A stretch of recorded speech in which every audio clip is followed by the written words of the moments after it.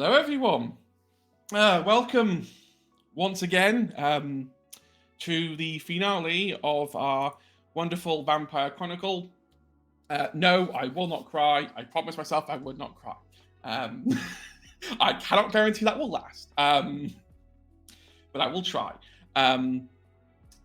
We are here to wrap up our wonderful vampire campaign, and as per usual, I am delighted, honoured to be joined by three amazing people who I will never stop singing their praises, even if they tell me to stop, because I won't. But I suppose I should start by introducing myself. My name is Hedge, or Hedgehawk.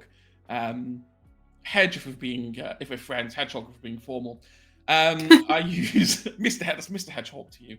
I use he, him pronouns, and I can be found everywhere on the internet at Hedgehawk UK. I'll be honest, I don't post anywhere anymore. I just hang around on our Discord. Occasionally posting a lot of memes that I find on Facebook now, because that seems to be where I've ended up. After the Twitter collapse, I seem to have arrived on Facebook. It's like the worst place to go. Yeah. Yeah, I'm sorry to hear this. I'm old. This is when we have to be a boomer. I'm Boomer energy. Yeah. Oh god. That has nothing to do with anything. So being old doesn't mean you don't have a phone and can choose where the fuck you end up. I don't know. You It's just can click on the Facebook apps. popping up everywhere. Oh god. No, that seems right. Yeah, I am technically on Blue Sky. I do need to post more. I say that every single episode and then proceed not to. So maybe my New Year's resolution is to actually post more on there.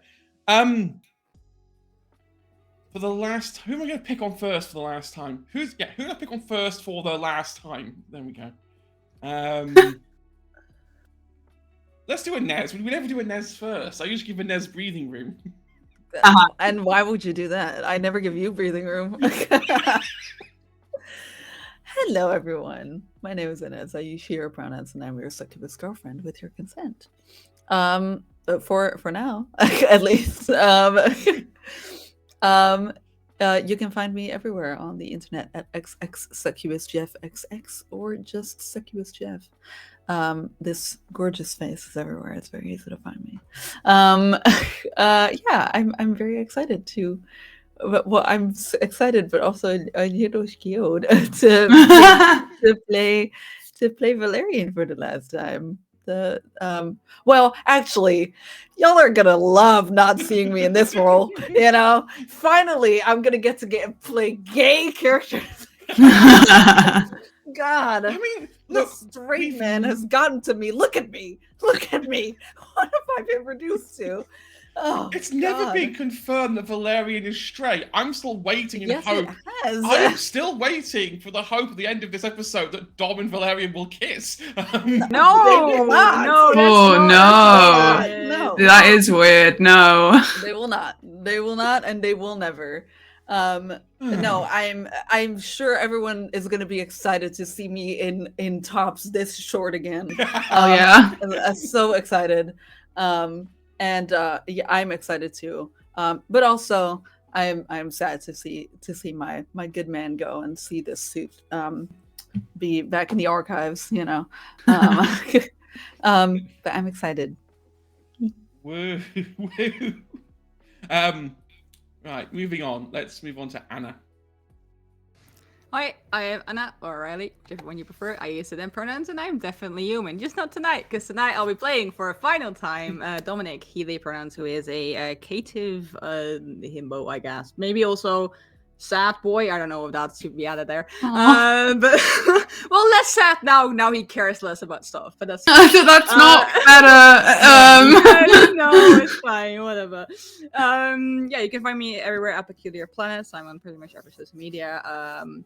Also, you can find me at other places. I am on a Pathfinder 2nd Edition podcast called Twilight's Edge over at Tumble True, which is episodes are dropping every Tuesday on your favorite podcasting platform.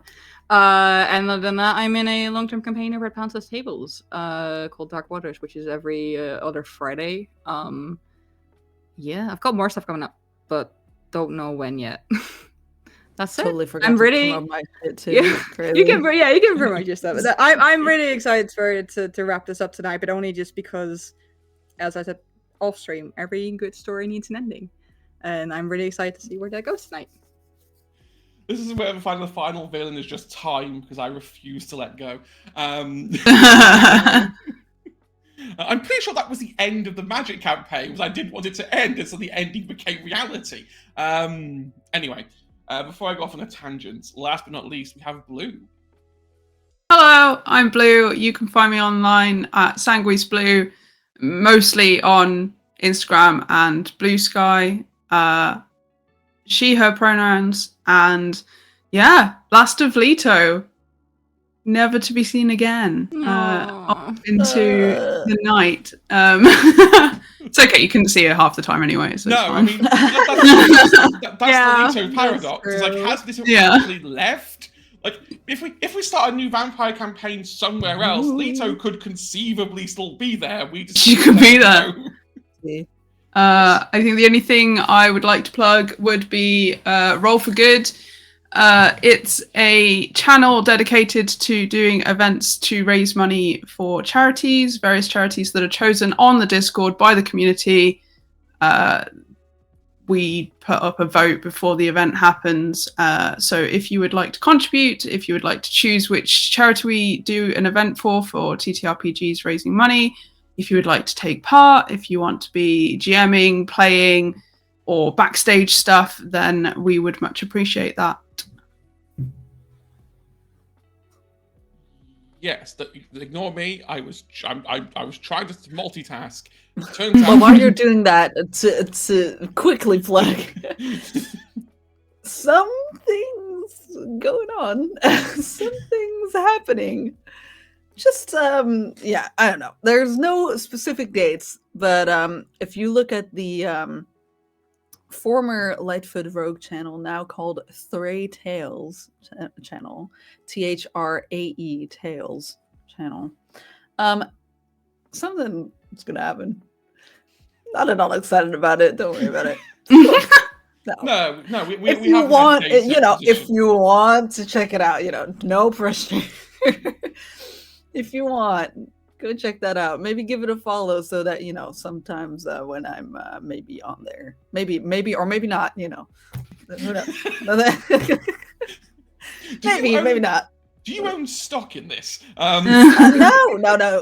Why would you say that? I did not sign an NDA. What do you want? I'm gonna say, if you not have signed crazy. an NDA, you're gonna repatch on that NDA. What? That's so crazy. They don't watch this, right? I mean, they don't, right? I thought this was to avoid somewhere. I thought this was just me broadcasting into the ether. Right. Interesting. Let's roll the titles one last time then. And then I Roll gotta the create clip. a new I go. Roll the clip.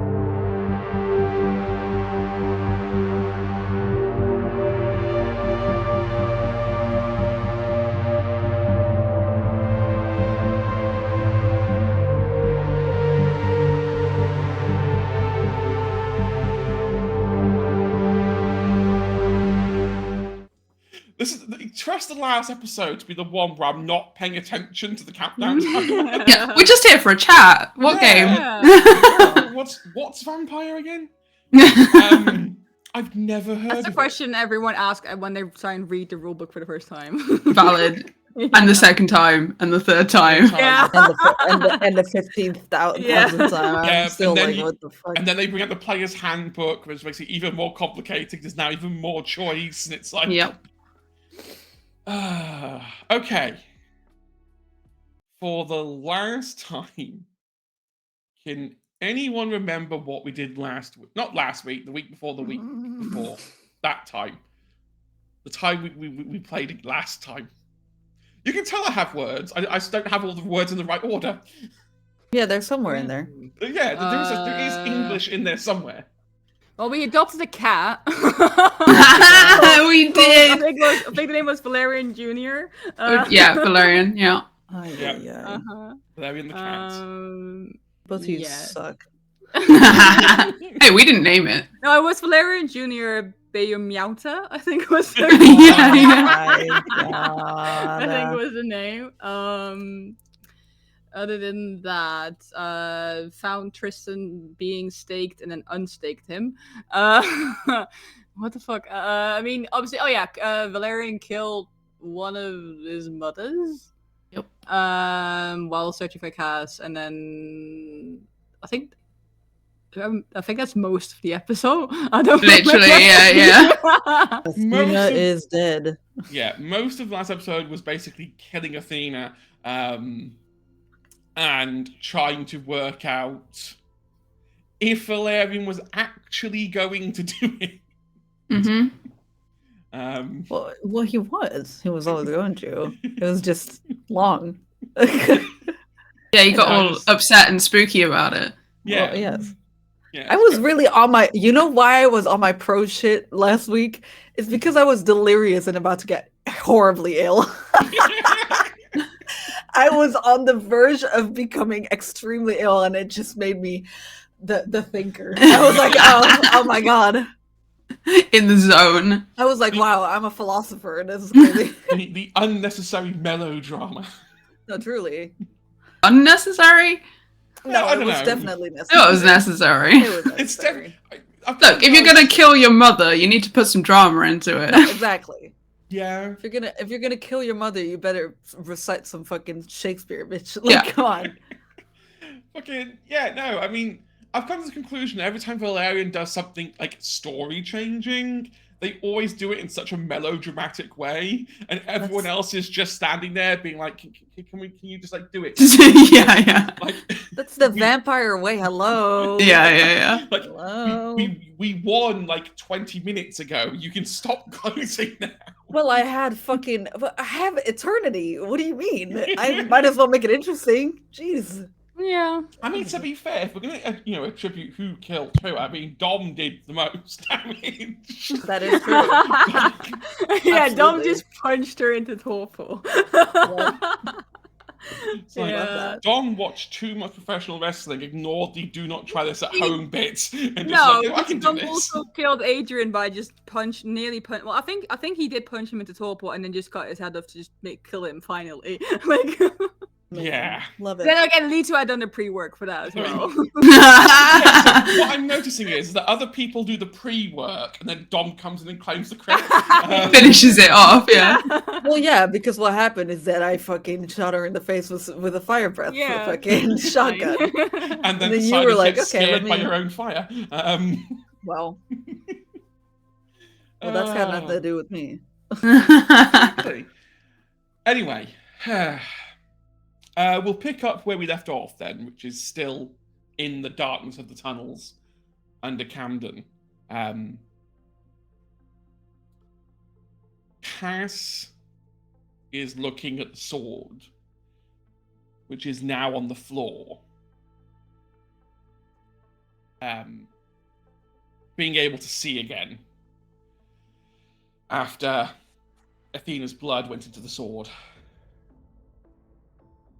And she doesn't quite know what to say to anyone. Meanwhile, Venus is quietly holding back a sob. A few steps away from Valerian. I think at this point, everyone's probably like reconvened around the corner. Unless Leto wants to stay hidden in the shadows, as Alito does. Yeah. One would never know. Yeah, no, she's staying hidden. So now what do we do, Valerian? So I see Cat's looking up at you.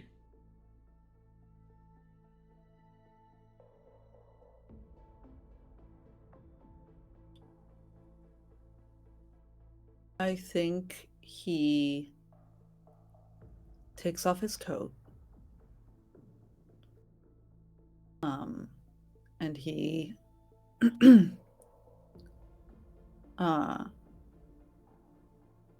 yeah, he puts it down over the sword and just kind of like from there wraps it up in there.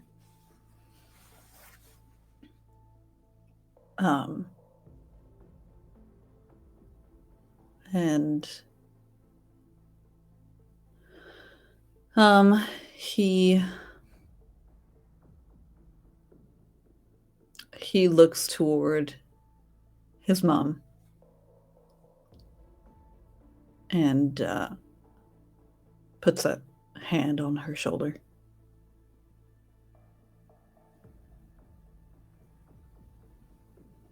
She doesn't immediately react to feeling the hand on her shoulder. Eventually, she'll huff a little bit and sort of go,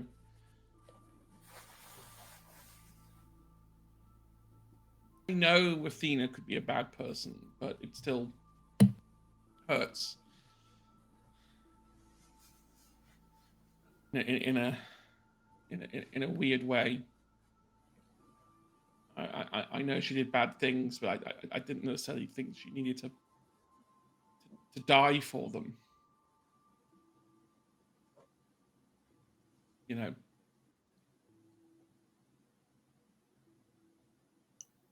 I'm not going to complain. I'm not going to. You did what you had to do.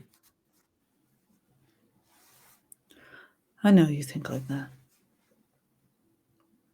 And that's all right. And I don't hold it against you.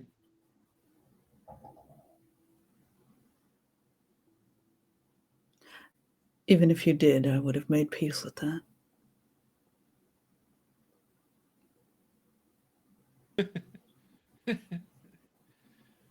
You and Athena are closer to each other than you'd like to think.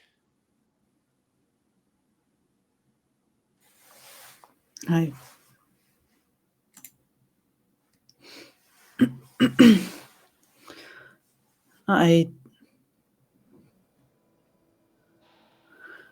don't want to talk about that anymore. I think he starts walking. Yeah. You know the way back to the Acropolis from here. You don't have to navigate around if you're just going to like walk off. Are you taking your coat with you? With the sword inside? Yeah, absolutely. Yeah, He's been holding that the whole time. Fair enough. I think if they're all going back, then Dom's gonna follow, because why the fuck would he stay in the tunnel? He's like, okay, this is resolved now, I guess, or something. I think he's gonna actually check up with Tristan, see what he's been doing. Didn't you know that this is Leto's home? It's just like the dark tunnels. That's what the ghost stories are. When you look at like tube stations in Camden, Oh, yeah. It's actually Leto. Just me. No. Yeah. Cass is going to run up with Valerian. So I'm guessing there's like Valerian's little family pod are all moving off. Venus is staying behind, or at the very least, staying at the back of the pack. Okay. Directly not moving with Valerian. And then Dom's following. Is there a body or is it turned to ash? It's turned to ash. Cool. Leto is going to go and pick up the shotgun that was dropped. And she's going to start walking towards Marcus and just start going, Marcus. Marcus. While still invisible. Yep.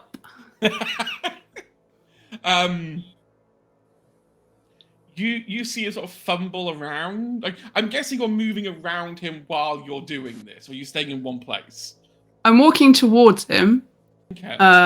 And then the last time I say his name is going to be like right next to his ear and just be like, Marcus. You see Marcus jump out of his skin. It takes him a moment to realize there's only one person that he knows who could do something like this. And by the time you get to his ear, he's kind of rationalized that it's you, but doesn't meant to be so close. So kind of like moves his head away. It's like, yeah, okay, I get the point. What would you like? You could just show yourself. And you could just start talking. Talking about what? There's not really a lot to talk about. Isn't there? No. We dealt with Valerian's family problem.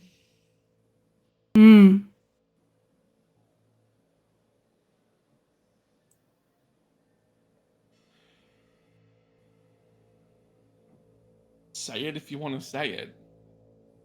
Please don't keep your mouth shut. You're the one doing the talking, Marcus. What do you think I sold Valerian out? Did you? No, I was threatened. Were you threatened? Well, my family was threatened. Right. But there was a threat. And what did you do in response to that? I complied with the demands. Right.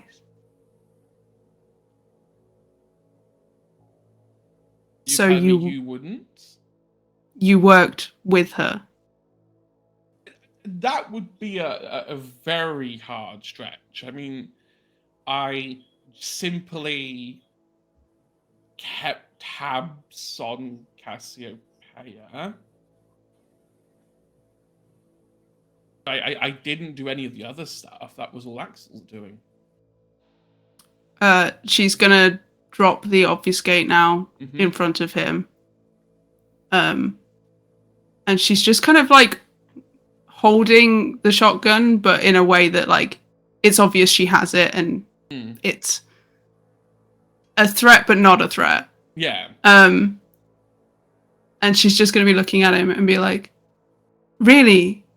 So the part where you said complied with demands? Yes. Well, what were the demands other than Cass? That was basically it. I just had to keep tabs on Cass and not tell Valerian that there would be a distraction. I suppose you let them in as well. Actually, no. They let themselves in. That genuinely wasn't me. You just let them wander in. Well, I didn't anticipate Tristan staying here. So, you dealt with Tristan, or? Oh, God, no. No, that was Athena. Athena caught him off guard. I just simply distracted him for a moment so that he would look at me and then not notice Athena behind him until she was too close. Right. I suppose that's fairly understandable. And all they had on you was your family, right? Yes, they knew. I don't know how they knew, but they knew About your family. Yeah, and how I try and keep them separate, and And they threatened their safety? yeah, their lives, and that's in. I don't have a lot of things in life that I would consider to be uber important, but my family is kind of the I like you all. You're all nice people, and serving Valerian is a a good pastime, a good job, I guess, a way to put it, really. But like my family come above that, even Valerian. That's understandable, I suppose.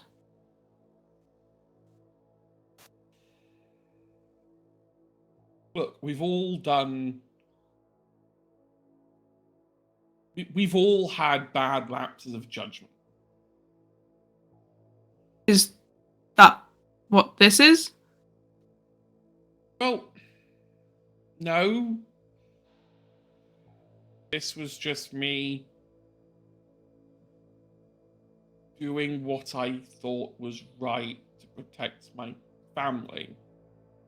Right. It was just prioritizing. Yeah, and besides, I knew that you'd all deal with it anyway. That's why I sent on a wild goose chase through the tunnel. Oh, I see. That's why we were Because you arguing. didn't know that Cass had come this way. No. So I just sent on a bit of a. We took a long stroll and did a couple of loops. Thankfully, it's so dark down here that it took them a while to realise that they were actually walking in a circle. Right. That's pretty ingenious. I had to buy time somehow. I didn't anticipate Oh, you you're getting right. back so late. Like, I couldn't have told you because then you'd have acted on it, and that would have changed your response. So I had to keep That you in the dark. would have endangered your family. Exactly. Well, See, now you're understanding. yeah, no, it all sounds very sensible. It's all very clear. You have your priorities. You have something that is usable against you, but is something that connects you outside, and you needed to prioritize that and keep them safe. And in doing so, you let them in, you gave them information, you told us nothing, you deceived us, you let one of us go be attacked and put into torpor. You continued to deceive and then thought at the end of it you were going to be able to just walk away like nothing had happened. Well, when you put it like that, it does sound, I admit, quite incriminating. Do you know how hard it is to tail a car that can do 0 to 60 quicker than you can put your foot on the accelerator? Oh, was yours the little green thing?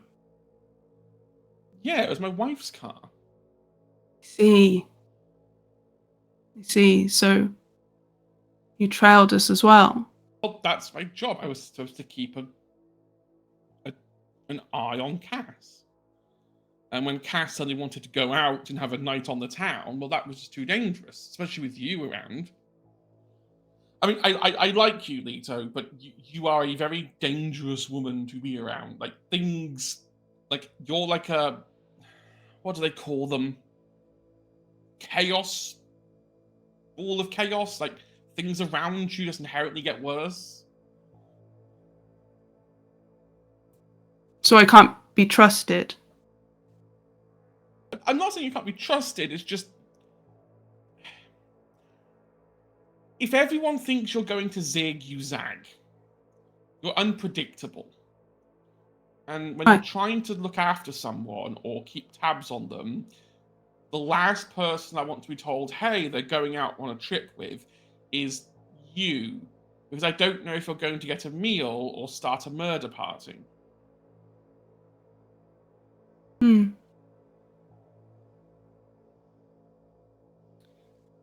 What are the elements in family that you think keep them together?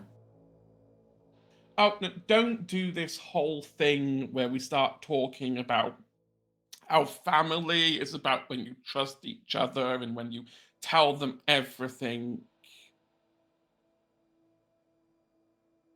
Like that's family is a group of people who you would do anything to look after, and sometimes that means deceiving them. Understood.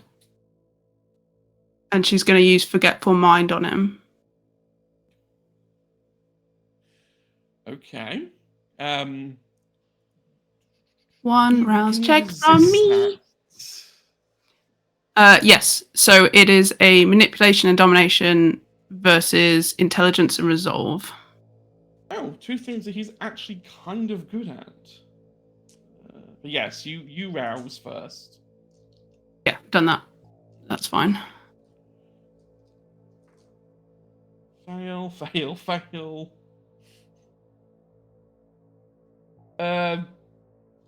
He got 2 successes.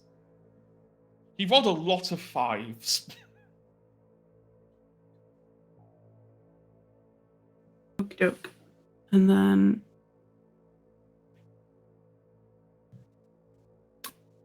use these dice.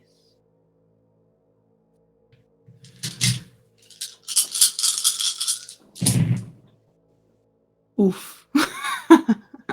I mean, you do have willpower, so you can reroll. Oh no, that was an oof for Marcus. Oh. You can use willpower. It's like, yeah, but not for me.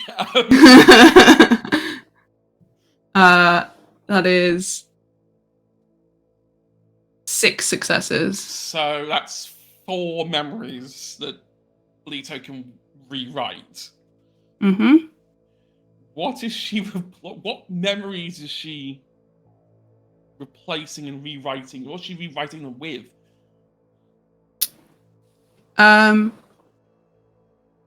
Okay, so what she's basically doing is in a very kind of because she spends a lot of time with people, just like normal average London people.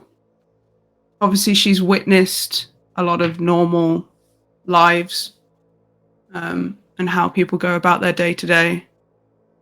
And so what she is doing, she is rewriting the fact that he has a family and he will not remember them.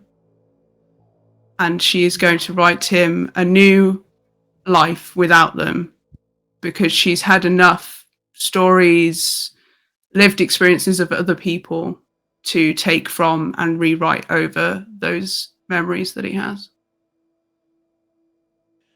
It's diabolical. So now I have an interesting hit. Welcome to Interesting Storyteller Dilemmas. What happens if your touchstones get erased from your memory? Yeah. They're no longer valid touchstones, but you like didn't technically. I mean, you do realize he would lose 3 humanity. That would knock him down to 4 humanity. Yeah. Mm-hmm. Okay, you do it.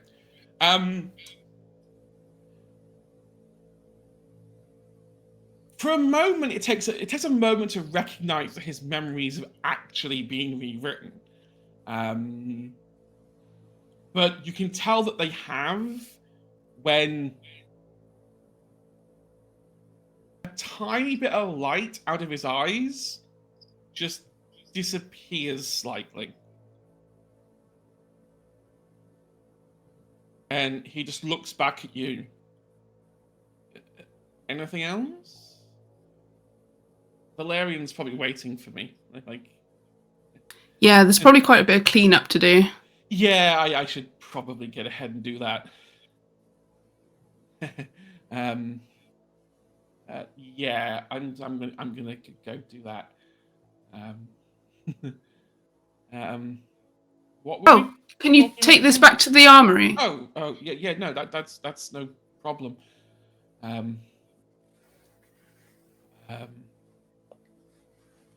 Yeah, no. Okay.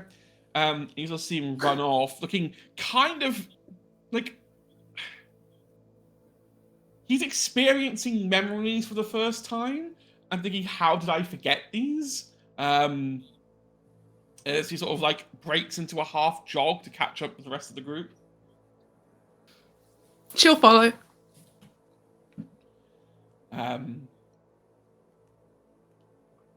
Yeah. Imagine Valerian's heightened senses were still on. Imagine. I was thinking the same because I had them, but I think he dropped them towards the end. Probably because of the gunshot, he would have dropped them. That's Yeah, valid. the gunshot would have. Yeah, heightened senses and gunshots do not mix. Tristan is currently sitting on a chair around the bloody table, being very melodramatic. Dom is just doing the whole kind of the hole in my heart. How am I gonna fix the hole in my heart? Dom's going to find like if there's some kind of like first aid kit, pulls out like a single band-aid and we'll go over to him and just slap it on his chest. Is that actually what Tristan says? Yeah, that is what Tristan says. He's being very like, you've all ran off. You've all gone into the night. You just left him on his own. He doesn't know you're coming back. So he's just there talking to himself, being really melodramatic. I think Valerian goes, holding your heart, there's a hole in my fucking table. Again? I've replaced this table twice now. It'll buff out, and it's fine. You see, he gets up and like tries to get like the edge of his like shirt and starts rubbing the hole. Stop that! Stop! You're making it worse. It's fine. I'm sure. I'm sure that maybe. Maybe Marcus has wood filler. That'd be a good thing. Yeah, that'll look great on an evil genius's table. Sounds like calling yourself an evil genius. Well, no, I didn't want to. I mean, the evil part, yes, but the genius part, he says clearly joking. Now you see, Valerian, I wasn't gonna say evil but not genius. I was gonna say genius but not evil. Oh, come on, you're just a fucking kiss ass. And he'll just like gently whack his head. Is like, you're lucky you're still alive. Also, once again, you got beaten by a thin blood. Can we not talk about who got beaten I'm going by to who? mention this forever, Tristan. And fortunately, we have forever. I was distracted. I didn't see what was going on. Okay? I am sorry. But I was trying to listen to Marcus, and then by the time I noticed, I turned around and it was too late. You don't have to be sorry, it's just funny. Excuses.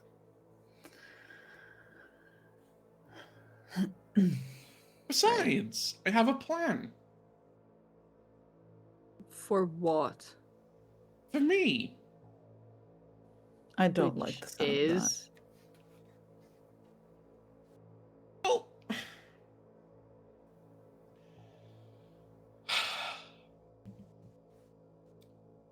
I've decided I might follow in Wally's footsteps. Not literal footsteps, like not go where Wally goes, but maybe I need to move to a new city. And where would that be? Haven't quite worked that out yet. I only came up with this plan the moment I woke up, so it's still in the workshopping phase. But All right. Fair. Just don't go too far.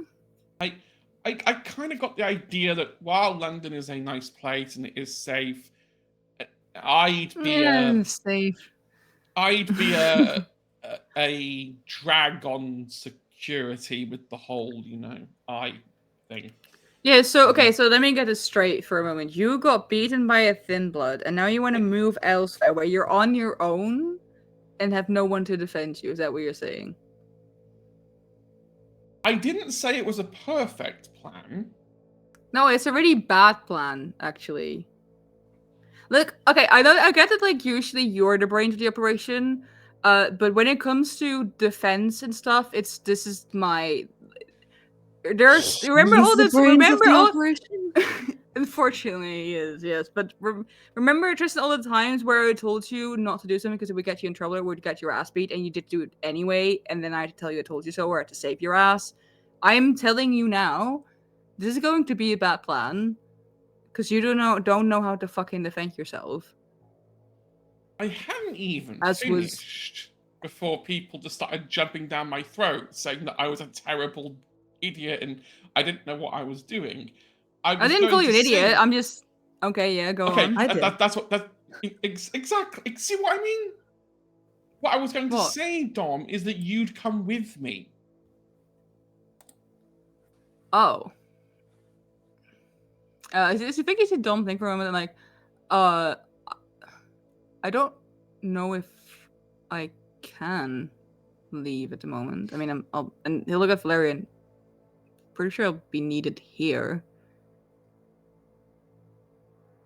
I mean, I could potentially take like a break, maybe, but It's fine. No rush. It was just a thought out loud I've been having while I've been sitting here commemorating the hole in my heart, which now has one plaster. Oh, I will get you one with like unicorns next time. Do you want dinosaurs or whatever? Like, dinosaurs would be nice. I do like a good dinosaur. I know, but we'll talk about this. Yeah, we'll figure that out. But for now, I'm staying put here, and I think for now you're still safe here. You just need to adjust. I mean, you've only been Kindred not that long. No. You probably shouldn't stay here for, I don't know, at least another year. I mean, it took me a really long time to figure out how everything works and like to get the hang of stuff before I felt comfortable, being out alone. Yeah, I just don't want to be stuck like here. No, you don't. We can go on. I mean, if I was gonna go with you anyway, we can go places. You can go with me. Okay. Or with Lido or Valerian. Okay, maybe I need to rephrase the question. If I'm going to stay in London because you want to stay here because you want to be with Valerian, and that probably is the right thing to do, I also think you're contractually obligated. I'm pretty sure Valerian has contracts.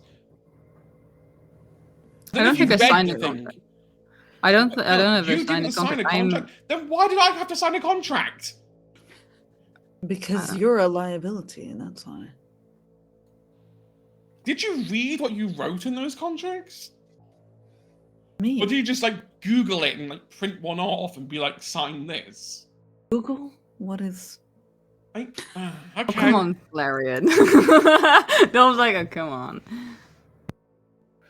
I don't let some computer write anything for me. I don't think I can contractually leave anyway. I wouldn't want you to right now, no. You're too much of a loose cannon we've seen on this table. And okay, it's just a table. It is wood. It does not have feelings. I am a vampire. I may not have a heart, but I do have feelings. Why does the table have a higher place in the social economic structure in this place than I do? You don't. It's not about that. I don't It's know. about the fact that you could create a masquerade breach in any country, even this one. Okay, how about I just find my own coterie, but I stay in London? There's got Well, to be people out I there don't looking know. for people. Yeah, I'm looking for people. Maybe not a salubri.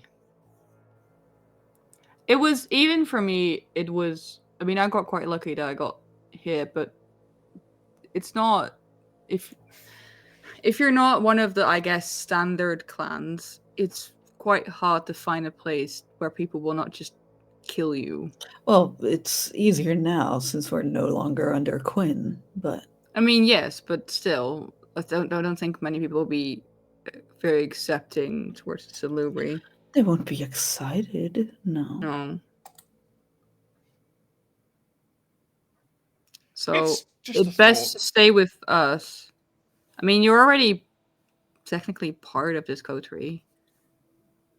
He is. I mean, he's been here long enough. If not, like, I don't know, if otherwise just by association. It's fine. I get it. There's a 2-tier coterie system. There's a primary coterie, and then there's a secondary coterie. And then there's me. Sure.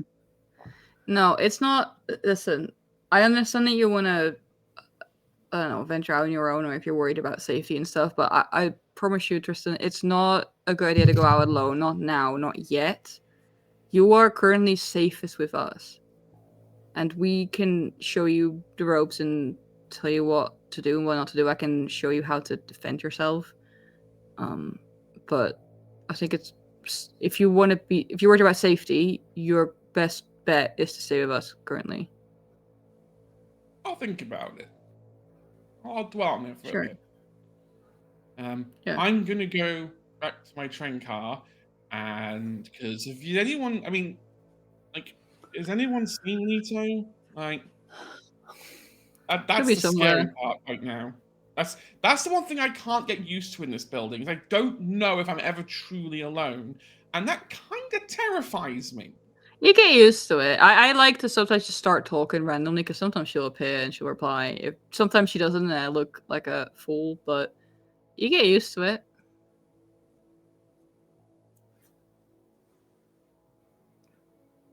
It takes time.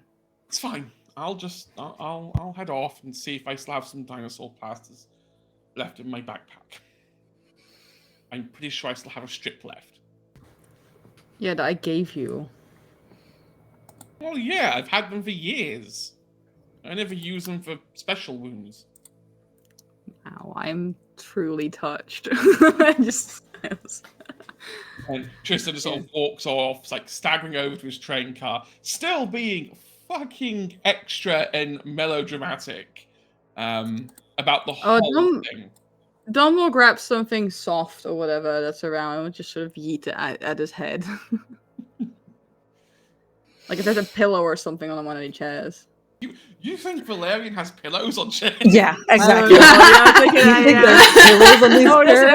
Dom will have put pillows there because Dom got very tired of having like really sore like back. Well, then there's It's one, like, but Valerian does not make his guests comfortable. That's yeah, they need to leave as soon as possible. That's the thing.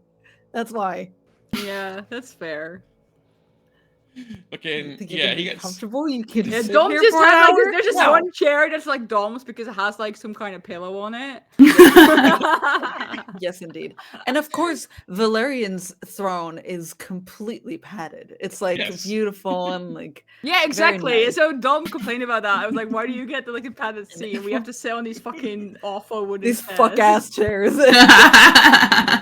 Well, because you're not supposed to be comfortable, bitch.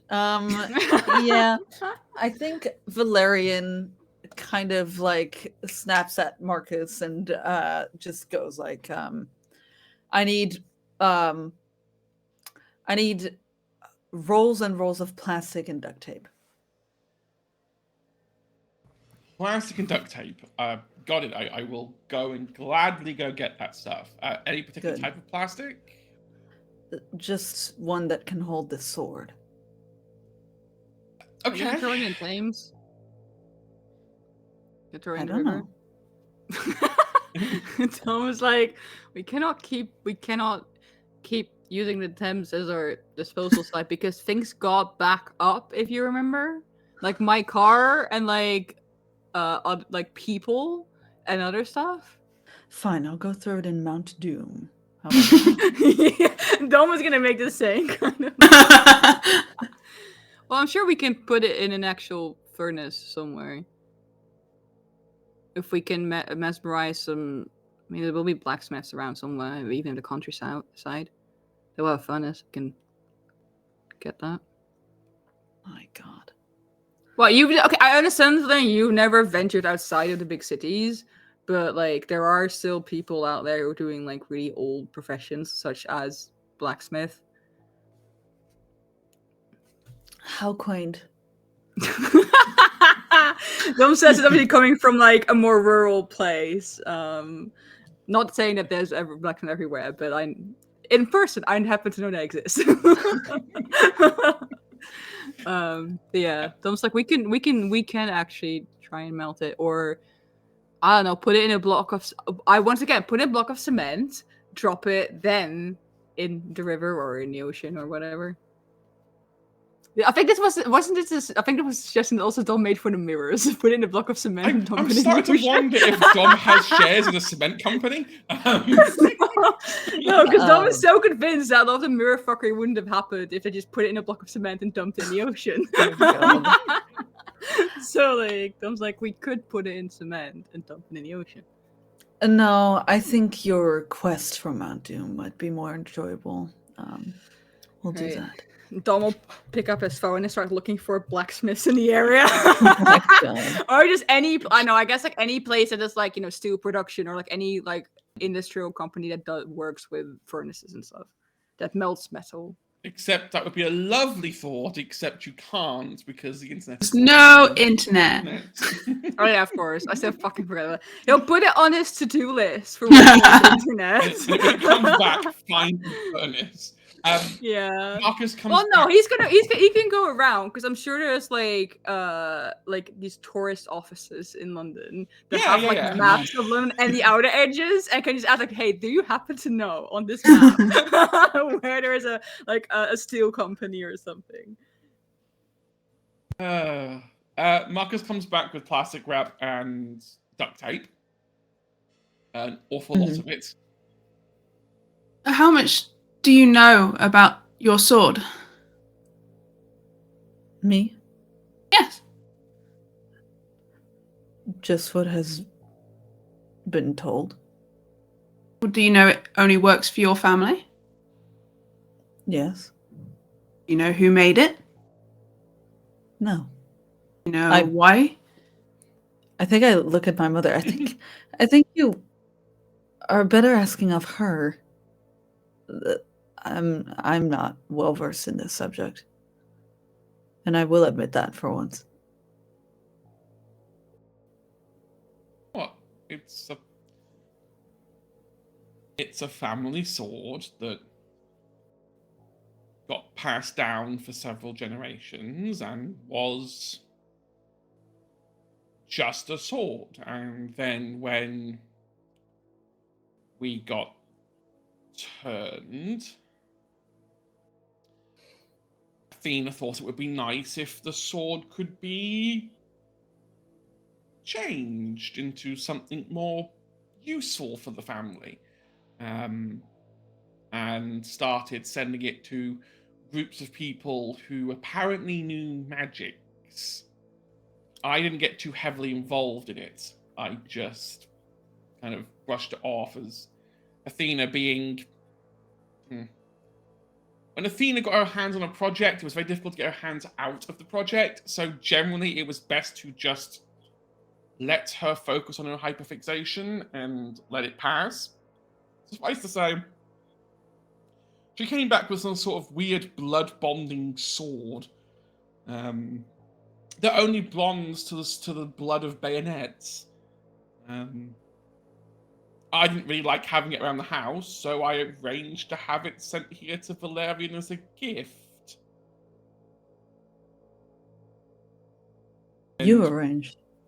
well, yeah, I didn't want Athena anywhere near it, and I knew that you weren't really much of a swords person. You preferred firearms, so kind of felt like a good place to put it because none of you were ever going to touch it. I didn't anticipate Cass touching it.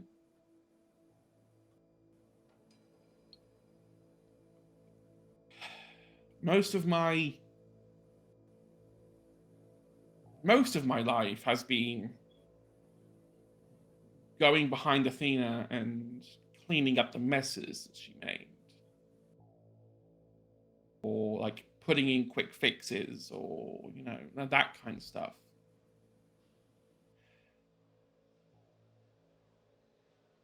It's gonna be weird not having to do that anymore.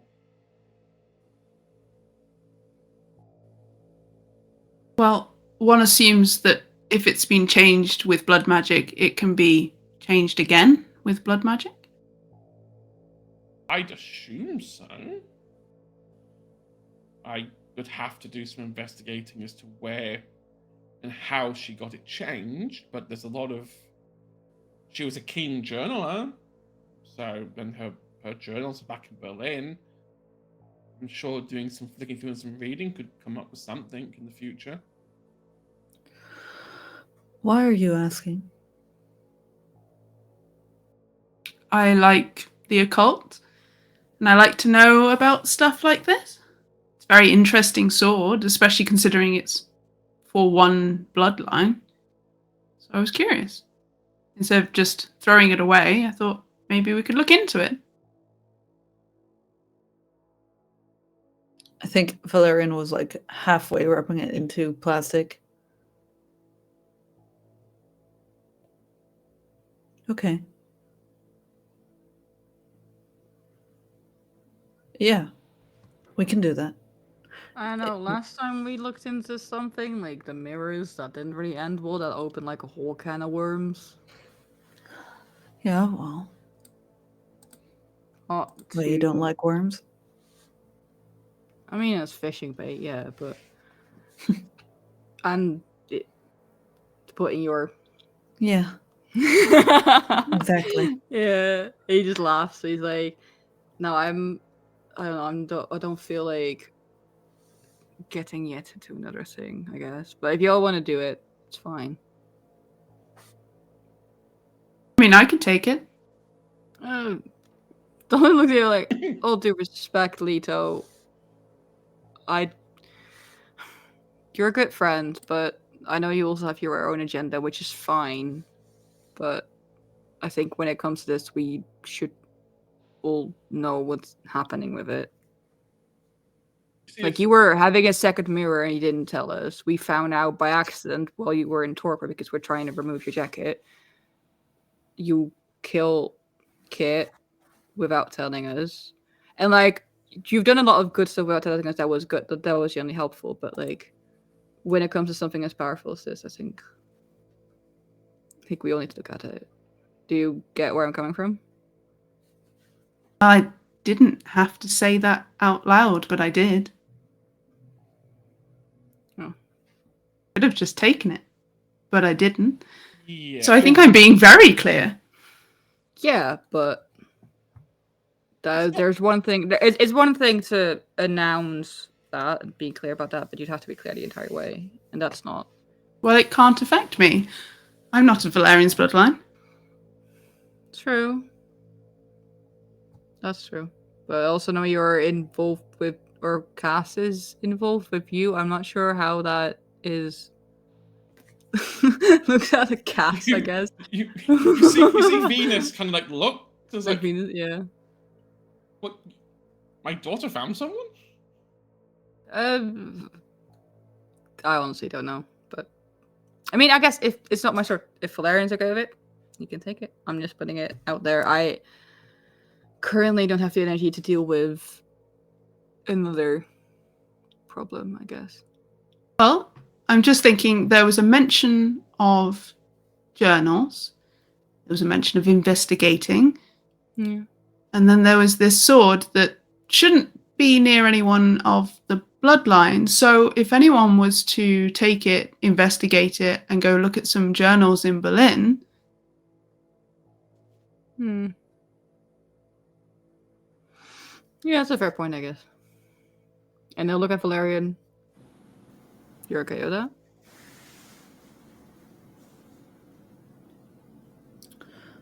I think he has been watching the two of you silently. And he has noticed something about Dom that he doesn't necessarily like.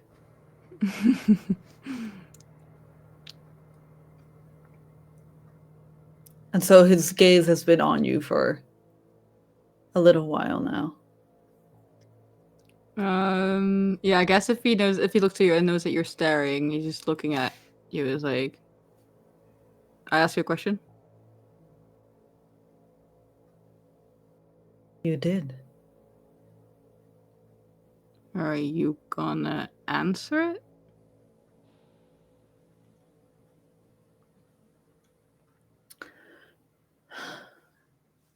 I look at Leto. I'll get you a case.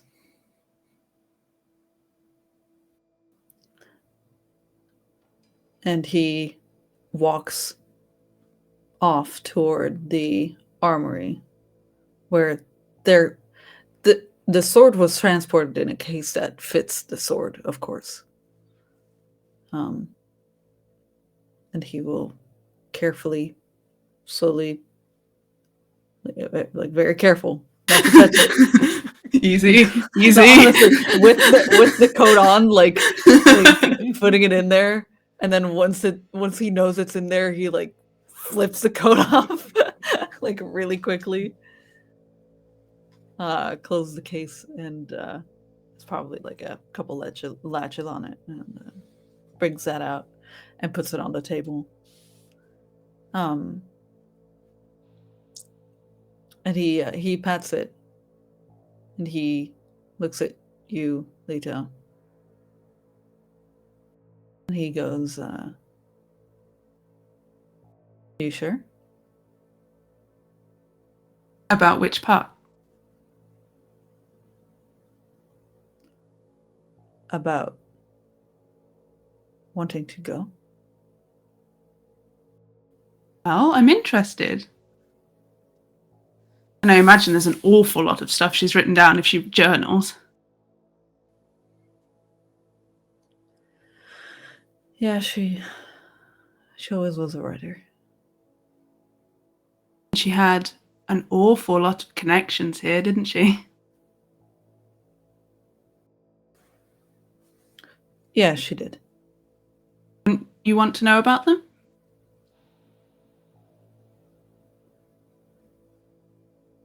I would. I would love to know what this sword is for. I would like to know, yes. But also the connections in London. Yes. That too. He seems to be thinking about something. Because why does she have so many connections in London? And then also, why did I end up here? Yeah. I think you can see that on his face. Yeah, she's like... Especially like, Leto can. Venus is picking up on it as well, and is like looking at Valerian, then looking at Leto, then looking at Valerian, then looking at Leto, and it's like, is Valerian going to put two and two together yet, or do I have to say the obvious bit out loud? Well, he doesn't say anything after that, but yeah, Leto can see that he has picked up on that, and he kind of slowly walks a couple steps away.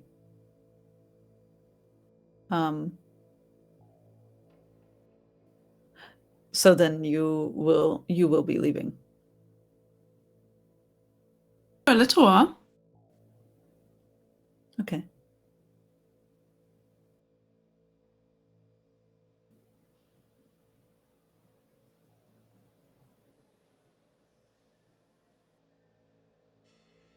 that a problem? He doesn't laugh. I do.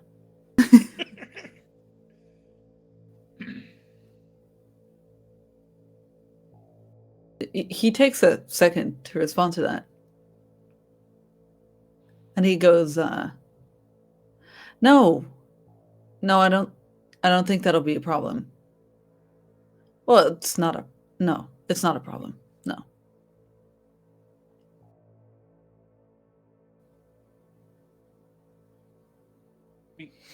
We good, Valerian? You'll see Venus Who's sort of we? looks at you. Who's Good? we? I was using the royal we. Let me rephrase that. Valerian, are you okay? Yes, why wouldn't I be? If Leto going to Berlin vexes you so much, I can go back and grab the journals and come back. I mean, I've got to No. pack some stuff up there anyway. I No. don't really think I can stay in Berlin. No. She should go. I can get your stuff for you.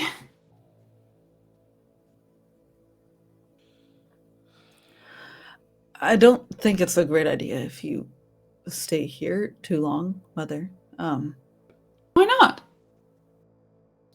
Well, because of what you just said. There's so many connections. It's weird. So, Where else would she go? I don't know, any other city.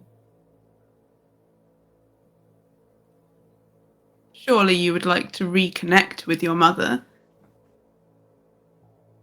without the overbearing influence.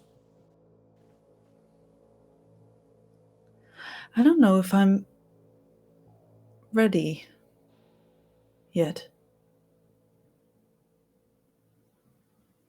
I think this all has to settle.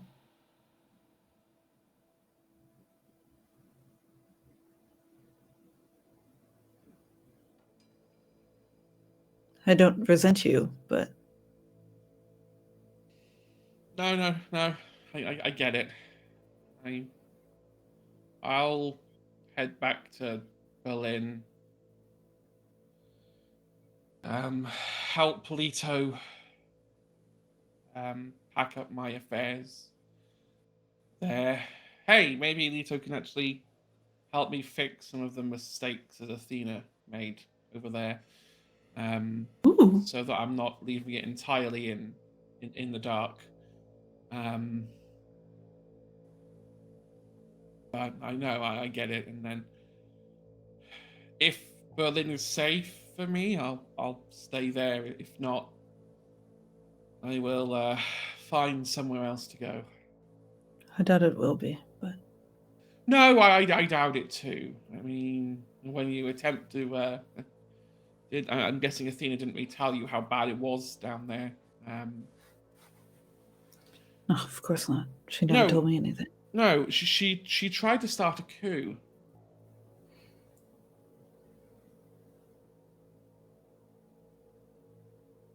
Try and convince, Thin Bloods, the Caitiffs, the Gangrel, sort of team up as a team and remove the city's baron, instill herself in its place. Of course, if that didn't work, then we always knew, well, I say we, she always knew that all she had to do was come over here and kick you off your throne.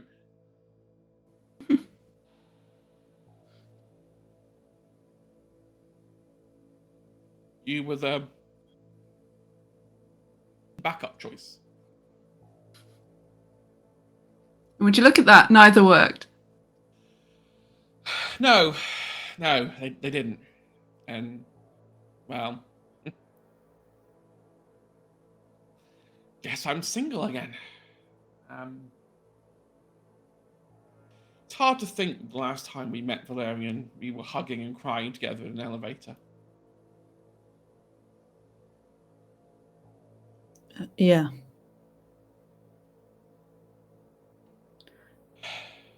Yeah, that wasn't nice. Of her, I mean. No, but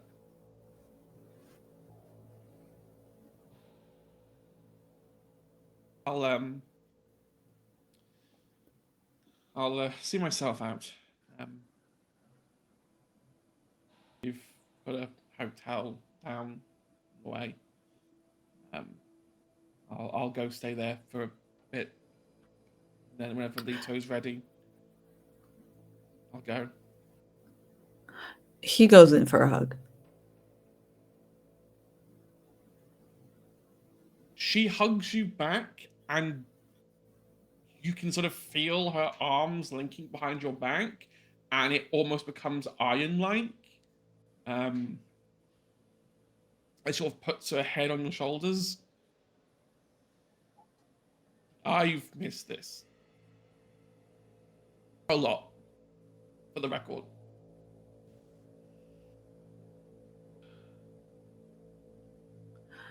Yeah, me too.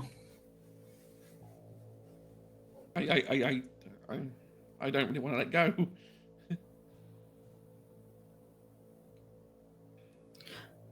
I know you don't.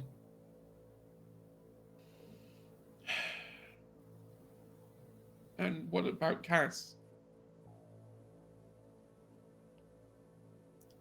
She'll be fine, I think. Okay. I'll make sure she's safe, as always.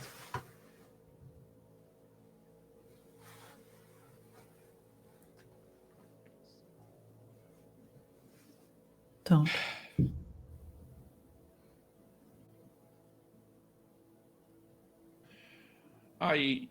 I'm just gonna go. Otherwise, I'll start saying stuff that I'll regret.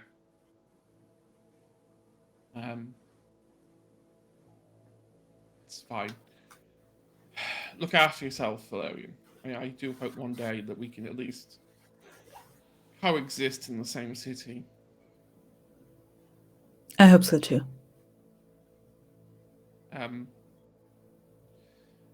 When you're ready to go, Leto, just come find me. And she gets out a pen, scribbles out an address for a hotel room. We've got it booked for reservation for the whole month, so like there's no rush for you to do anything. Maybe not kill anyone with that sword until we know more about what it does. I'm more of a knives than a sword person. That's fair enough.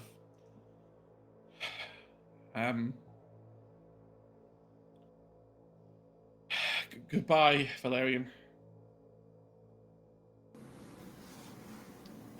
Goodbye. And Venus turns around and walks towards the exit and up the stairs and out of the Acropolis.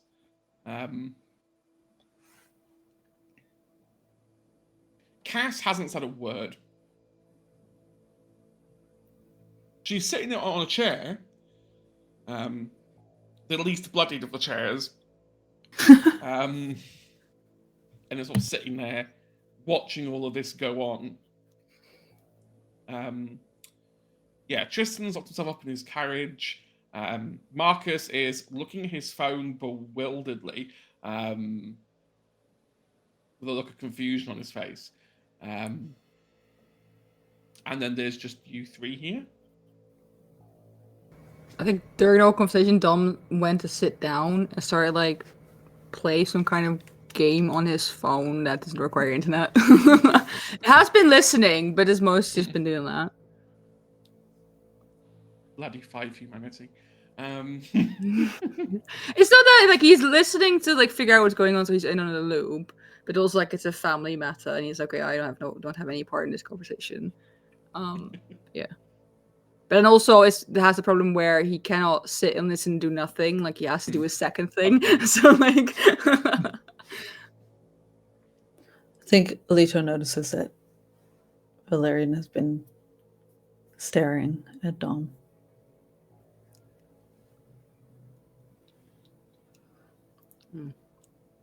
Is he sat down or is he stood still? Oh, he's sitting down with his phone. Just playing some kind of game. I don't even know what. And what about Valerian? He's still standing. Okay. He's standing kind of near the sword and all that. I guess then Leto will step forward and put her hand on top of the case of the sword, but it means that then she's in front of Valerian between him and Dom. She just kind of puts her face in the way of where he was staring.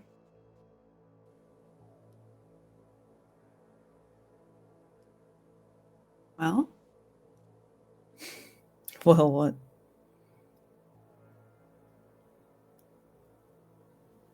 You want to talk? About? Yes. That wasn't an answer to my question, Leto. Oh, it was.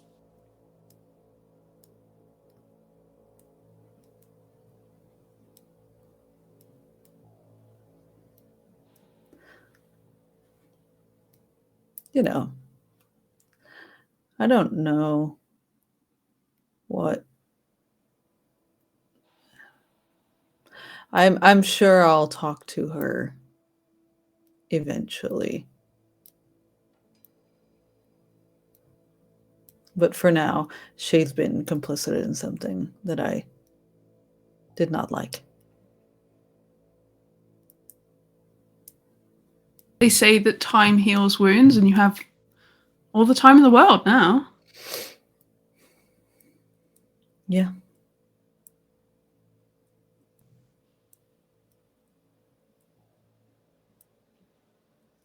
Yeah, I think this is just another subject for brooding time, I guess. Mm. And she like looks over her shoulder at Dom and then back. Talking about someone while they're in the room, huh? Yeah, I think like Dom's has not been looking up at what didn't see what Lita does, but I think one of them is just staring. And he's just like on his phone, he's not even looking up, it's like, what is it?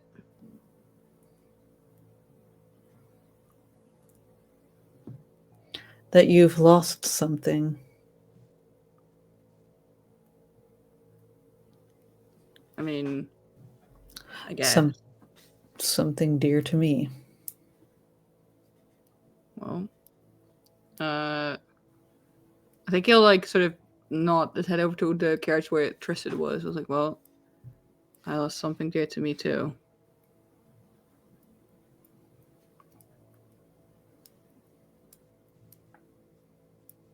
But it's fine. I don't think it is. I mean, what am I supposed to do about that? Like, is there a way to fix it? Or, I mean, I feel fine, but obviously I know something's missing, but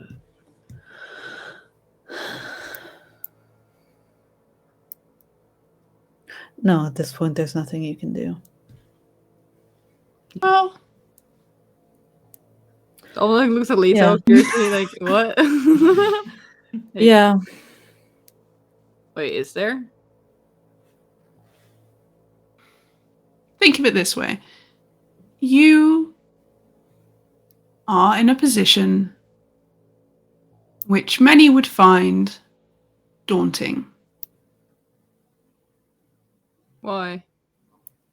Well, I you're- feel like also this is the point where like it becomes like Dom understands that you mentally lost a thing, but doesn't understand the extent of what happens when you go further down.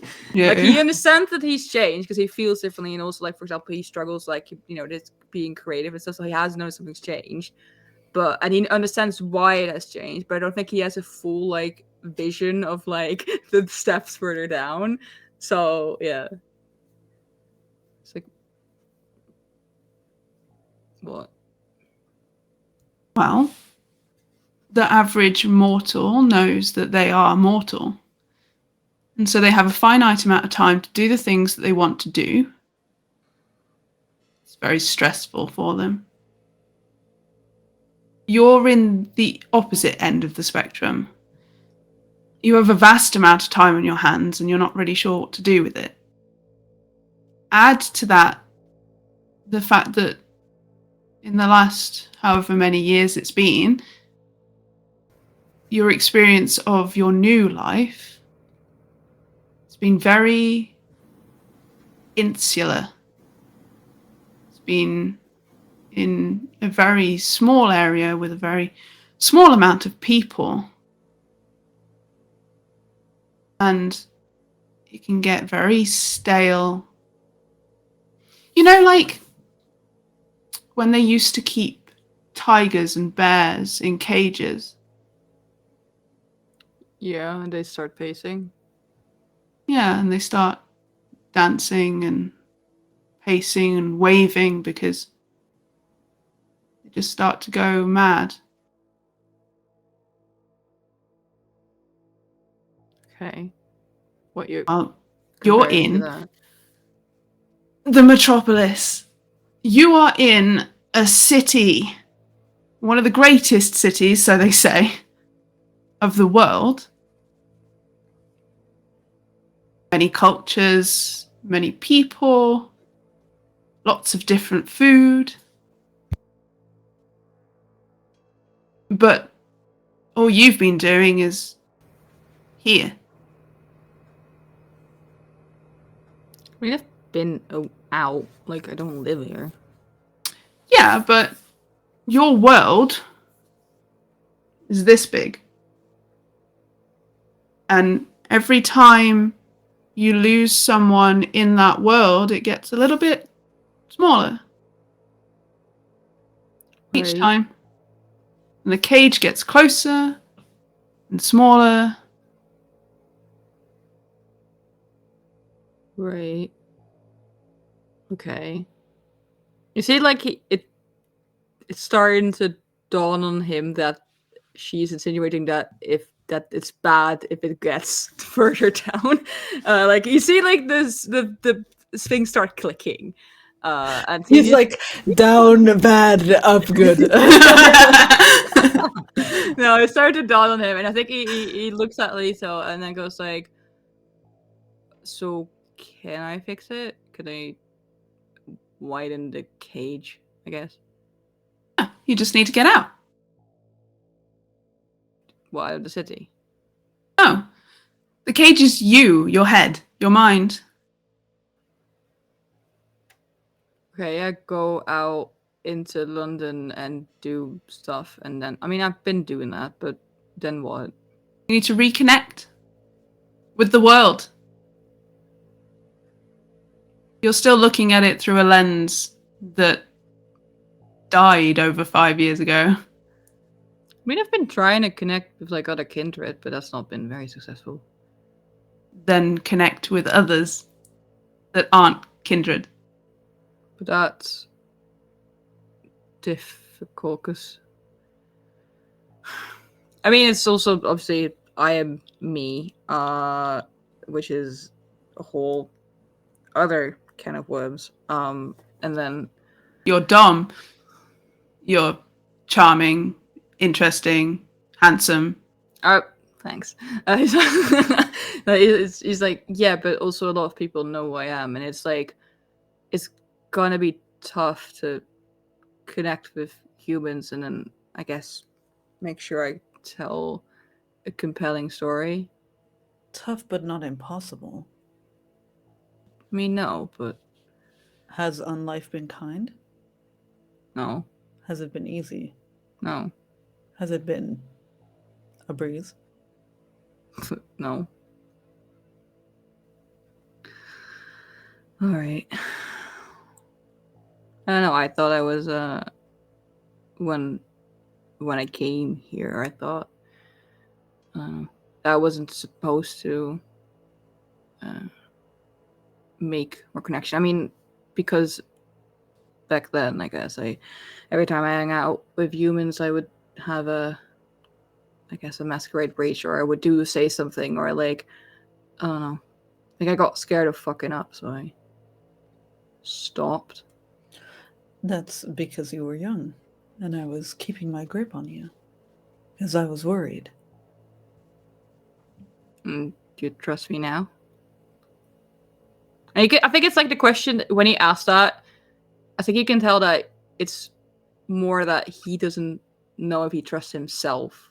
I think it's like exactly how Lita pointed out. It's been such a kind of like small world where he was sort of learning. Okay, I am now kindred. I have to say goodbye to my old life, and that means cutting off everything that has to do with like humanity. And I think now that he's being told like, no, it's okay to like step out of that. It's almost like he's unsure if he's ready because he doesn't know if he trusts himself. Mhm. And less in a, I think I'm going to lash out and kill people, but more in a, it's just insecurity rather than actually being worried about his skills. It's just he's not sure if he's, and now being told that he's okay, it's okay to step out of the world. It's almost daunting. So he asked the question like, "Do you trust me?" And but you can tell he's more wondering if he can trust himself. Yeah, the question is not directed towards the feelings of Valerian. Like, Yeah. and Valerian picks up on that, and he goes, I do. I trust you. Okay. You're older and wiser.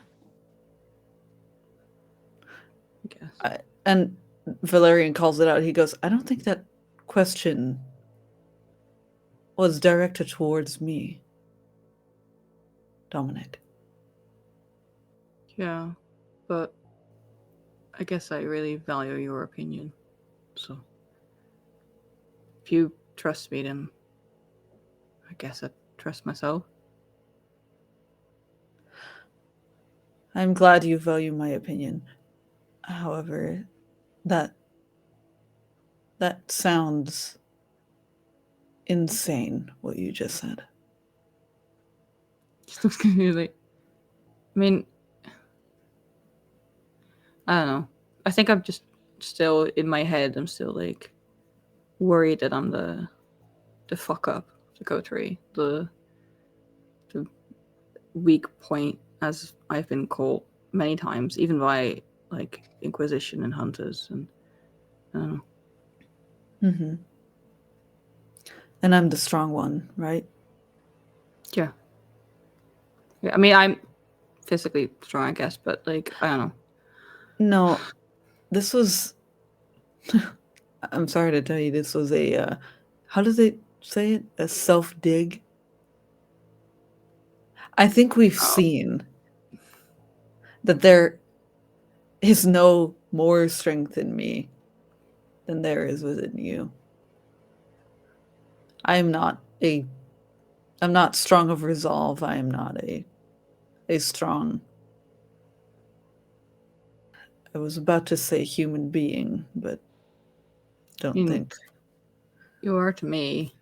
And I think it's like at this moment that like Dom's always looked at Valerian and also to an extent Leto as kind of like because funny enough Tristan was talking about like coterie tiers, and like Dom is always sort of seen as these two like as their sort of superiors, almost like not necessarily that he's lesser, but more just like these are the people that are telling me what to do and I'm following their words because they know what they're doing, kind of. And I think it's now in this moment where Valerian says all that, and you can see there's a kind of like confusion and conflict in Dom's head where he's trying to make sense of like the fact that the other two view him as equal on equal footing, while he has been looking at Leto and Valerian as like the people in charge almost. And so you say that, and he's sort of like, well, I mean, I think you're strong. I think you know you're doing. I mean, I couldn't run London. I know that for a fact. The, the funny thing is, I think you could. Better than I. No, I can't. I think you could. I'm not putting you up to the task. Don't you dare take it from me. I wasn't gonna. It seems like an awful fucking lot of work that I don't want. Yeah, don't do it.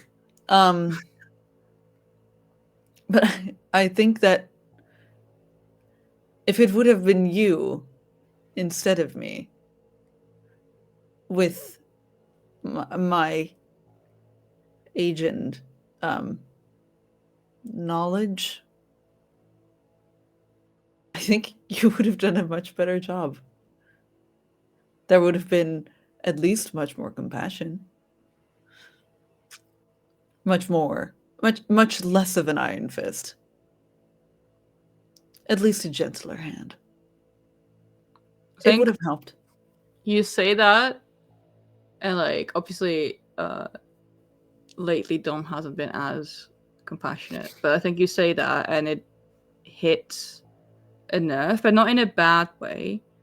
It's more of a almost as if he suddenly remembers, or suddenly becomes hyper aware of the fact that he has some of the compassion. I think, and I think he has in the past sort of seen that, you know, him wearing his heart on his sleeve and that compassion as a weak thing to have as kindred, because it's always kind of like, you know, every time he tried to opt for like a peaceful solution to things, it's always like, no, we have to like do it with like an iron fist and stuff like that. And he really almost kind of internalized it, where it's like, I'm too soft almost.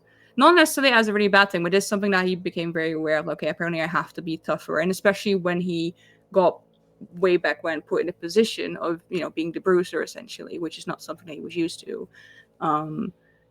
It was very much a thing where he always felt like he had to sort of unlearn that, or kind of like be hard on himself. And now when you say that, it hits a nerve where he realizes that that the other people have been viewing it completely differently, and that he's lost something very valuable. And I think for a moment you see him look briefly upset before he swallows it, and then, you know. I think Valerian goes, while you're going through that, he goes, this place would have been filled with a lot more music and art on the walls. That I love envisioning how this would look through the eyes of others if they were in here. I've looked at how Leto would do this, and you know what? That looked scary. It would have been completely dark in here. You know that. Spider cobwebs everywhere. Everything black. Ugh. More books. Yes. And also just more paper, analog things. And I also enjoy that. Because why is there a TV on my wall? I blame Wally for that one. Yes. I mean, I hope I at least appeased you with a map on that as well. Just a map of London. Something paper, at least. Archives were necessary because I keep losing track of things. Your archive would be... And he gestures at the table. Here. The fact of the matter is, Dominic, I see it. I see you losing things that you do not want to get rid of. And I resent that. I've thought back on where we started and seen that I've lost the joy of this. because when I came into power, or well, before that, I loved this city. It was my home as much as it was anyone else's. But now it has become a project of my own twisted mind. And people fare well ish. I don't know. They don't tell me. I don't think they do. I fucking hope so. But I don't like it. I don't like that this is becoming something that we're losing things that we don't want to. Then why do we continue? Why don't we just end it off, go somewhere else? Because I can't. Because now no one else can do what I do. I mean, there will be people. I mean, there's plenty of people who are good at such things. And we have forever, and honestly, and it is not me questioning your skills, but no empire, in the world has ever lasted forever. Your assumption here is that the people who will step in are going to be the right people for the job, and not just the people who are able to take it. Because there's a lot of people that are able to take it. That's for sure. 1 million people would kill for my job. And they have. You know who would have been really good? Who? I think Altair would have run this place well. Altair would have hated it. He would have hated it, but he would have done a good job if he had to. But I think, I mean, you've got, a lot of people. There must be someone in your context that doesn't entirely hate you and that you don't entirely hate, that is capable enough and can hold the fort. And is willing. I don't know. That would be a search of an unlifetime. And I don't think I'm willing or able to give this up just yet. All right. So then, how do we make it less miserable?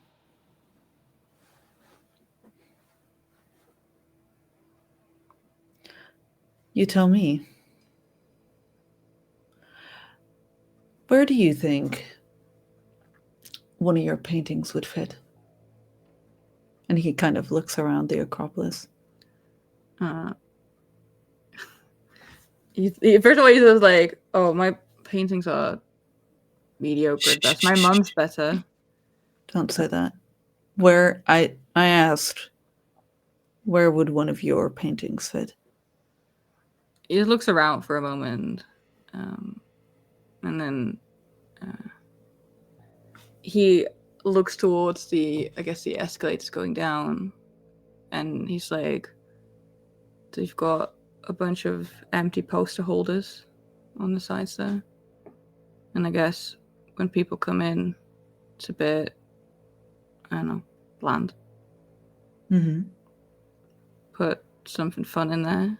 I mean, they're literally there. There's the one old poster that's been how many years? Like it's from like 1980 or something. I didn't read it properly, but look, it's heritage. Thank you. Well, we can leave that one in. But there's a bunch of empty ones that just catching cobwebs.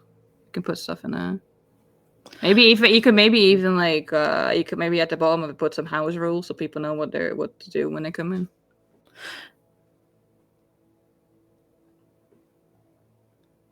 All right. And he looks to Leto. What do you think a bookshelf would fit? Just one? I'm being generous here. Well, then it should be one very big one. And what would be on the shelves? What would be on the shelves? Well, a history of Camden, obviously. Good one.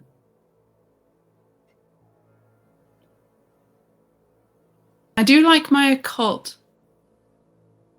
And we do have some connections now, so maybe we can have some stuff about the mirrors. I think we should. Speaking of occult,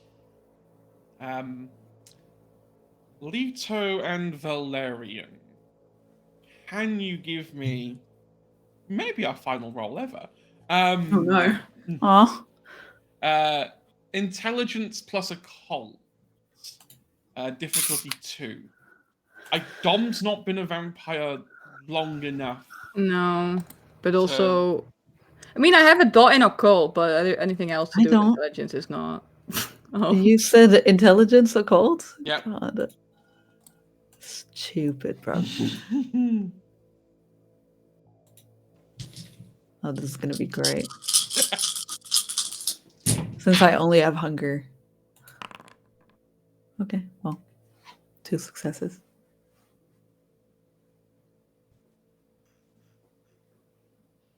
Four successes. Okay.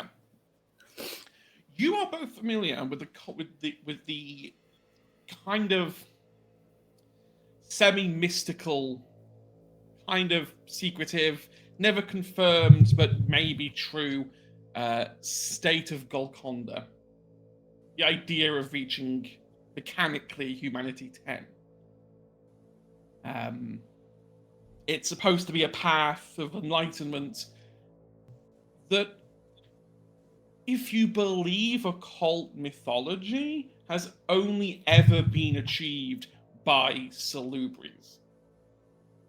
It is supposed to be a path that they take to learn for themselves how to control the beast and then how to come off as human. They take penalties if their hunger is under 3.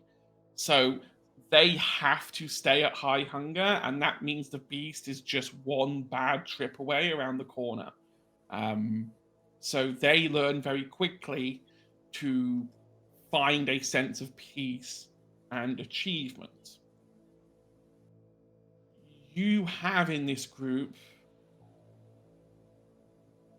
for possibly the first time in decades, maybe the first time in centuries, a young Salubri who is about to, in the next 3, 4, 5, 10 years, start understanding that path. If Dom really is serious about gaining back some of that lost humanity, assisting Tristan in that goal might not be a bad shout, both for Dom and indeed for all of you, if that was something you were interested in looking into. But it is possible.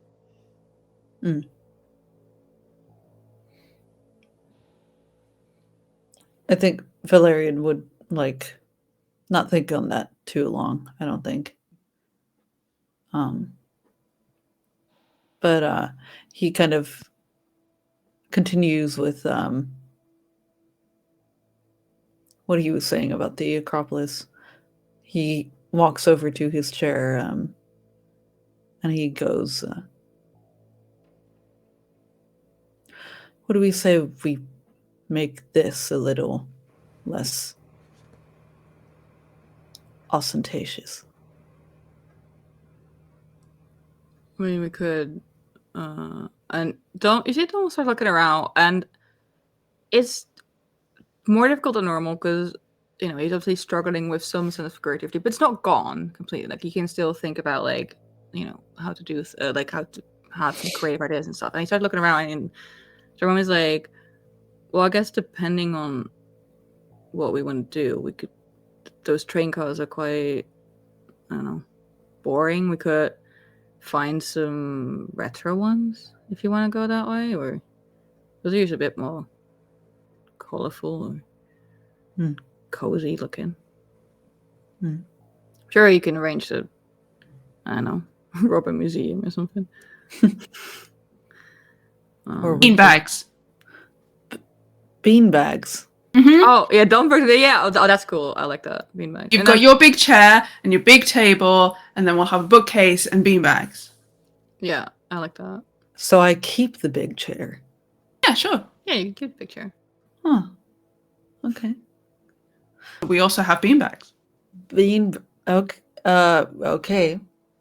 Wait, Sure. can we put like speakers somewhere so I can play music sometimes? Not necessarily. I don't have to play my own music. Just Bluetooth connect when we have internet again. Yes, we could. I was thinking some. Larry's gonna regret this for the rest of his life. No, for sure. Wakes up to a Rickroll. He goes. I was thinking some of your guitars on the wall as well. I like them. Yeah, good work. I mean, I can play music too. I've got some old ones that I could put up. Fine, we'll do 3 bookcases. How about that? Nice. Good. And then we could maybe, he looks up to the chandelier. We could put a dimmer on that. Yeah, like overhead lighting is a bit like, have you ever heard of like mood lighting and stuff? If you put Oh, what? So you want me to put what? Torches on the walls now? Not torches. How fucking old are you? When I you thought no, just lighting. Like overhead lighting is Gross. gross. Yeah. It's not. It's very much lighting up the entire room. It's oppressive. No, yeah. It's not It's great. very much. There's no like look around. There's no like. I no. let you speak. Like you just go intermediate towards like no look at it. It's like as if you're trying to explain to I guess your old like dads like no, about absolutely. about why overhead lighting is homophobic. I'm contradicting myself. Overhead lighting? No. Yeah. Anyways, he goes, I let you speak. The chandelier brings a sense of intimidation into the space, which I like. All right? Just because I'm giving you some. All right. Well, can we at least put like those U lights in it so we can change the color occasionally? Like you can have your like boring white light when you want to be intimidating, and then during like when there's no one else, we can change it to like a slightly like an orange or something, or like something. Do you know what would be really intimidating is if it had a drop ability like in Phantom of the Opera. Yeah. Dom's like, yeah. Oh, that's really cool. That would be. You have like a little button under your table, and it swings down. Yeah, that would be interesting. Yes. Wait, well, but what we also should do in like if we had like extra crystals and add some lighting, it can turn into a disco ball. But that's just for us. That's just for fun. And it's funny because you see now that he's gotten a bit of like I guess like a spark back in his eyes when now he's thinking about it. Obviously, it doesn't fix him humanity, but it's like I feel like there's something triggered that he thought he'd lost, but it's still vaguely the capacity is still there. And Valerian goes, and then I will be, I don't know, maybe knocking down a wall. I need to expand the surgery room thing. Give me a sledgehammer and I'll help you. Interesting. All right. Yeah, I've not had my usual way of feeding in a while, which means that I will be seeing if I can reopen that place.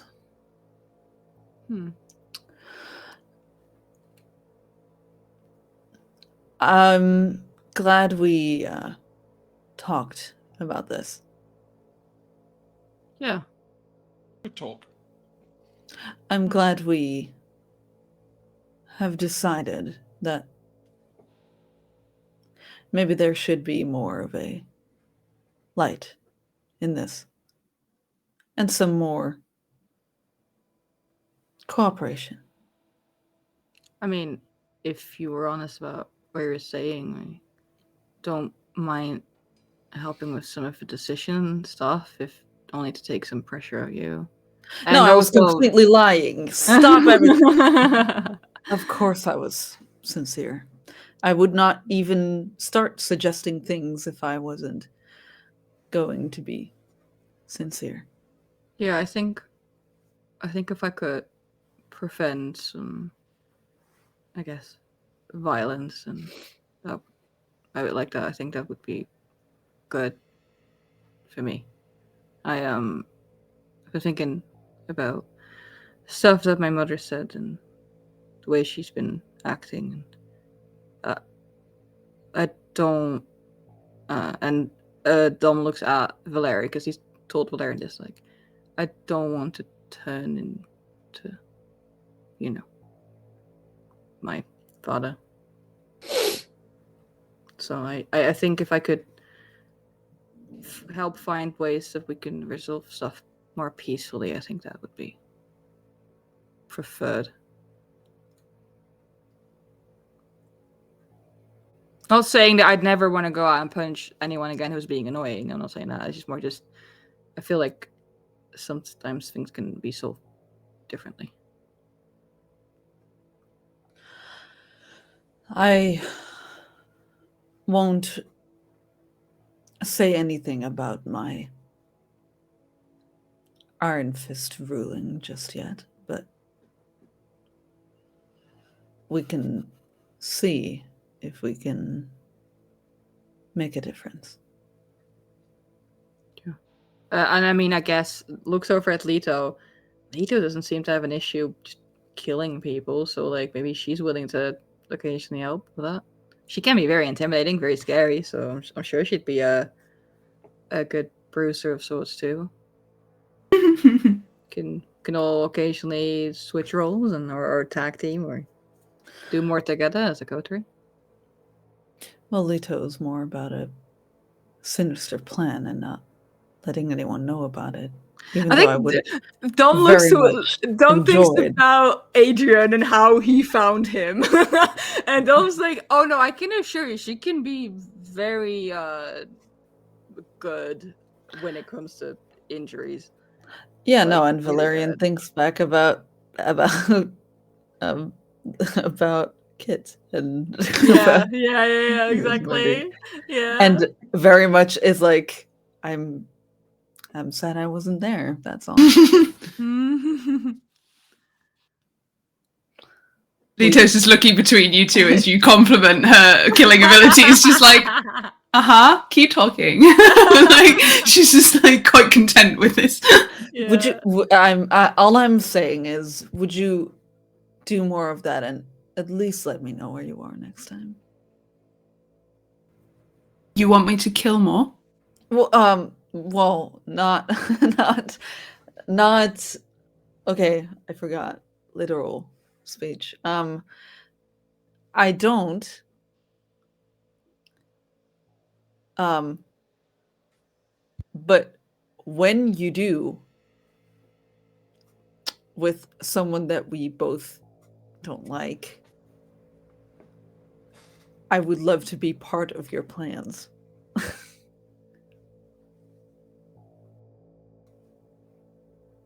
If I don't like them either, I'd also like to be part of the plan.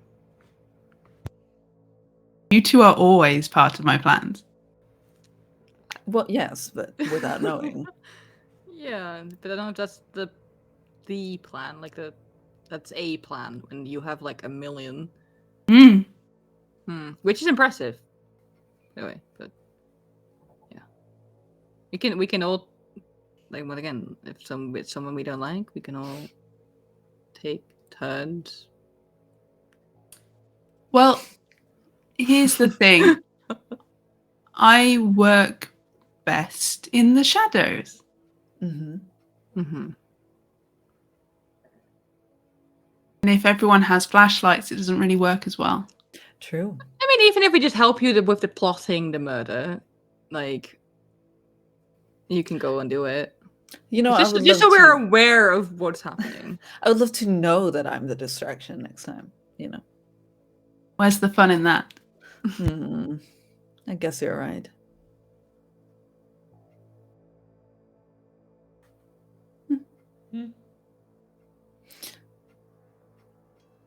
I think he waves over Marcus and he goes, go get old bookshelves that you can find. Start finding together, I don't know. What were those called? Hue lights? Yeah. Or, well, I mean, Speakers. yes. I can send well, I guess once the well, or we can go shopping together. I know exactly what to get. Okay, I can do that. I can go. I'll do some shopping for these items. I'll go find some I guess some of my paintings, one of my mother's, and then I've pretty sure I've got some cool posters, maybe. Or know where to find them. And there's this store in Camden that has like really cool like vintage ones. Have a look. Okay. Don't worry about the money. Oh, I don't. Once again, I think this reminder Dom's quite loaded. Still. Valerian knows this. Yeah. I didn't we establish that Dom might even have more money than Valerian? No. Okay. He doesn't. Wait, how much is wait, no, but Dom has at least like 2 million. So like Valerian has more. Okay, fair enough. But Sorry to tell you, but if your parents are in the drug business, I think you have fair more. enough. I mean, I think what happens is Dom's like, no, I've got money, and then looks at Valerian like, but won't say no to you paying. He's trying to get Valerian's credit card. He takes out his wallet immediately. I think he just like throws it on the table. He just goes, go. Yeah, I'm gonna take it, and Valerian's gonna regret that. There's a local art market on Sunday. The evening as well. To run late. Probably not too late, but you could find someone to get you something. Could ask my mother, or I guess. Winter usually has nightfall around 5 p.m. Yeah, that's true. I'll get up. I'll do it first thing when I wake up. If you're going to be spending large swathes of money, perhaps do it in the community. Right. So yeah, do you know any kindred at that market? Or Oh, I meant local community, not kindred. Oh, right. Yeah, I can do that. Maybe take your suggestion and make connections. We'll see. Fantastic. I think we'll take a little break. Let everyone stretch their legs. Yay. So we'll be about 10-15 minutes, and then we'll be back, and then we'll wrap this up for the final part. Yay. The last bit. So we'll be back then. Until then, look after yourselves, stretch your legs, get into the toilet, get some drinks, get some food, and we'll be back in a moment. Bye, Lizzie. Bye.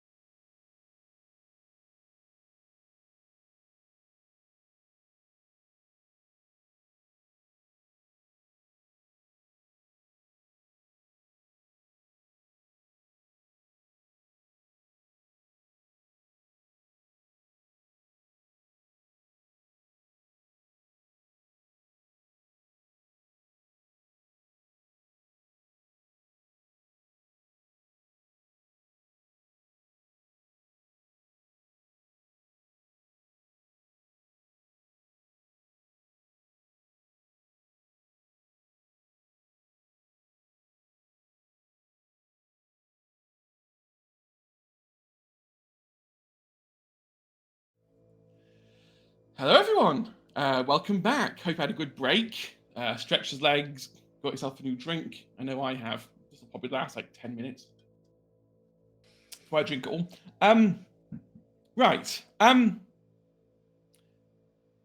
gonna say, in the interest of speeding things along, otherwise this coterie will spend 7 hours role playing about 10 minutes of actual time. Look, they're role players. They love role play. I love Vampire because I don't have to set combat scenarios up. It's not like D&D where I have to do regular combat. I just have to say talk for 2 hours, and you'll talk for 2 hours. Yes. Yeah, because that's what we like to do. Exactly. We're professional yappers, both in and out of Exactly. character. Exactly. We're a talkable coterie. What I'm gonna say is that one. So it's been about 2 weeks since our conversation, since Athena was killed.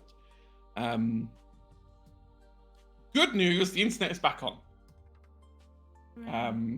Well, hey. You have the Tom internet cheers. back. The whole, I mean, We're saying. Immediate Instagram story upload. Oh my god. everyone's doing that. There is just Instagram stories everywhere. Immediately Valerian? checking up on my stocks. Yeah, you're not broke, Valerian. It's fine. Thank God. That's You awful. are Look at just this as rich song. as you were. But if anything, you're a little bit richer.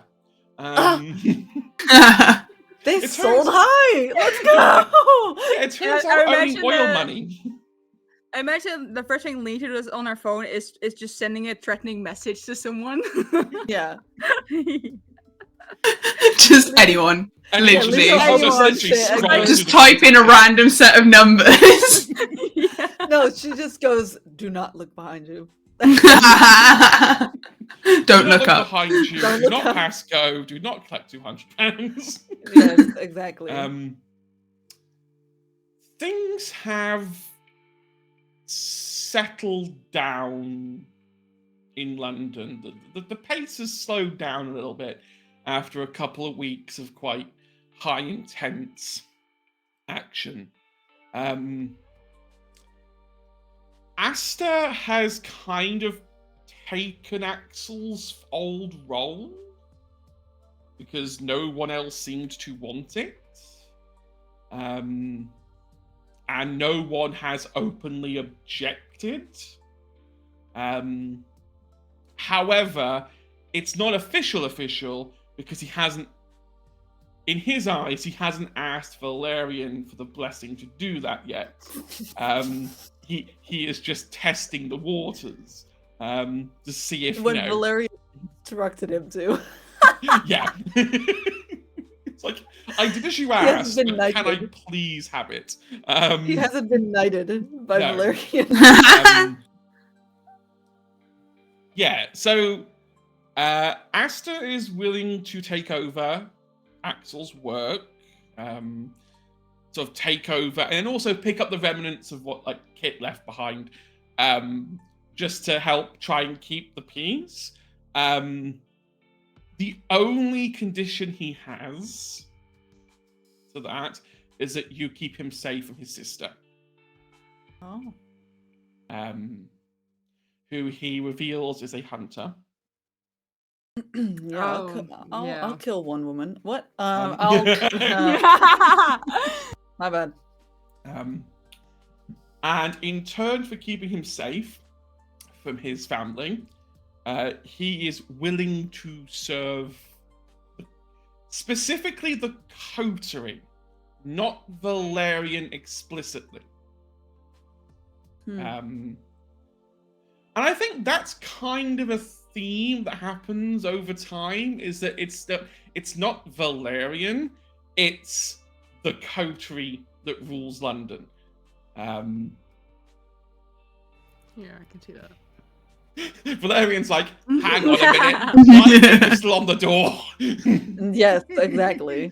And It is true. Like, Valerian, like, you can't have 3 barons. This isn't Rayman, where they share the crown and pass on to the next one when they're done talking. I still have the big chair. Thank you. Yes, the big chair. But there's a general consensus that it's not just Valerian sitting on the throne. There's a scary lady behind the back of the throne that appears and disappears at will, and then you've got the guy in the gay clothing and guitars. Well, absolutely. We will try and like have like a normal adult conversation first, but if you don't listen, it will absolutely just punch you in the face. Exactly. Put you in orbit. Yeah, Punch you in exactly. top. Yeah. You know, it's, Immediately. It's check yourself before you wreck yourself. Fuck around and find out is what we call Yeah, that. Yeah. I am going to ask Valerian, although I also guess this will now become a code-free decision. What happens with the changelings who are wanting to come back to London? There is an influx now of people who used to live in London who want to come back to their strongholds and their freeholds. Well, I think that we had decided that a coexistence between changelings and vampires could work. And that whoever steps up to the plate next as, what is it, king? What is it that they got? Lord Chancellor. Lord Chancellor, that they will have conversations with Valerian about how, because the banality will kill them. So where do we put the changelings? Do we give them their own little territory? Do we let them wander free? I mean, they are supposed to. Yes, they are supposed to wander free. If they want to be in banal territory, then that's up to them. Yes. But I feel like they should have a part of Camden or London that is safe for them.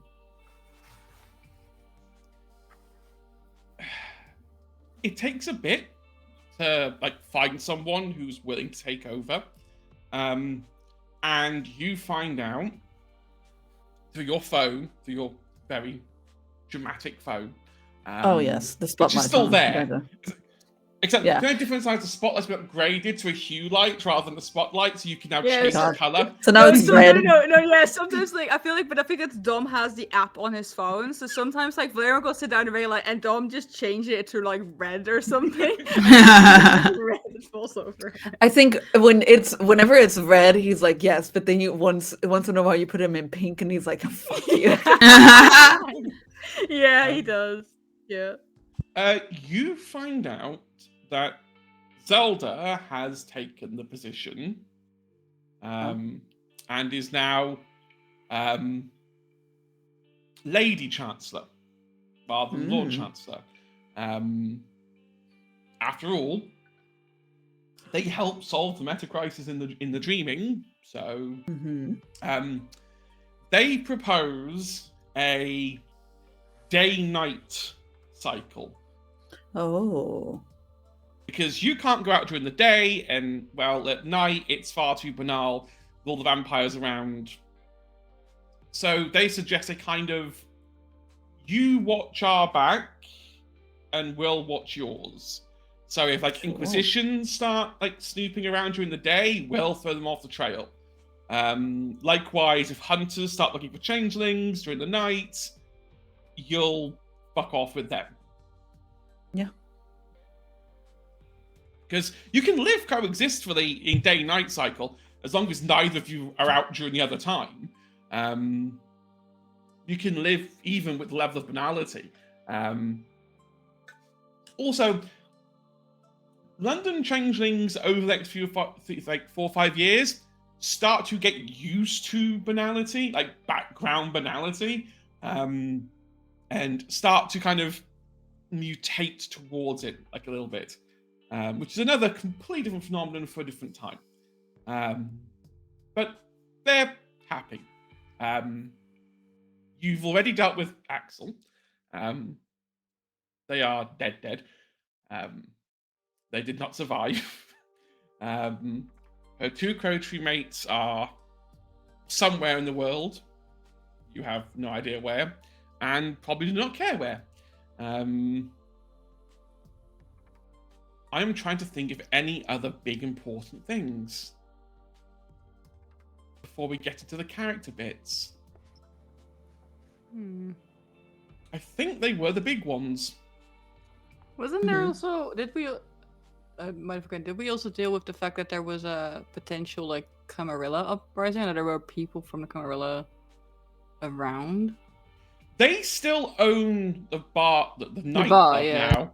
They still own the nightclub at the top of the Shard, but haven't made any kind of advances since Valerian walked in and killed Miss Cynthia in a single night.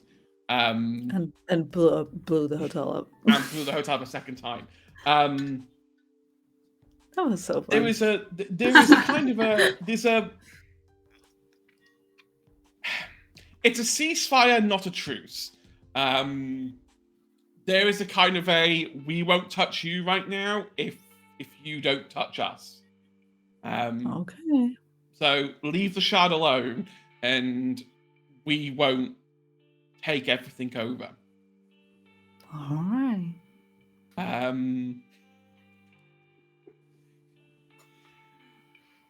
In a nutshell, I had something else off the tip of my tongue, but it disappeared. Well, It was tangentially connected. The hunter cell's gone. They went into the ones that weren't burnt to smithereens by their own safe houses ran underground. Kit's gone. Axel's gone. I don't think, who have you not killed? Yeah, Adrian's gone. Adrian's gone. Yeah. The old delivery was gone. Yep. Yep. Very efficient killing. Yeah. I think it's everyone. I think it was. I think we dealt with all the problems. Yeah.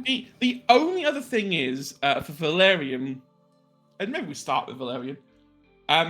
You notice that Marcus is a lot more dutiful in his duties since the event happened.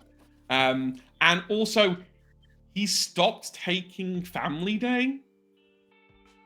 So, like, he used to have a day of the week. It was usually a Saturday or Sunday where he would go see his family. That stopped. I think Valerian would have asked him about that, but that wouldn't, like, it wouldn't draw up any memories, so he probably would have come up with something. He is very confused when asked about why he hasn't taken those days. He's also extremely annoyed that people keep messaging him saying when is he going to come home, and he's like, I don't know who you are, and has ended up blocking the numbers on his phone.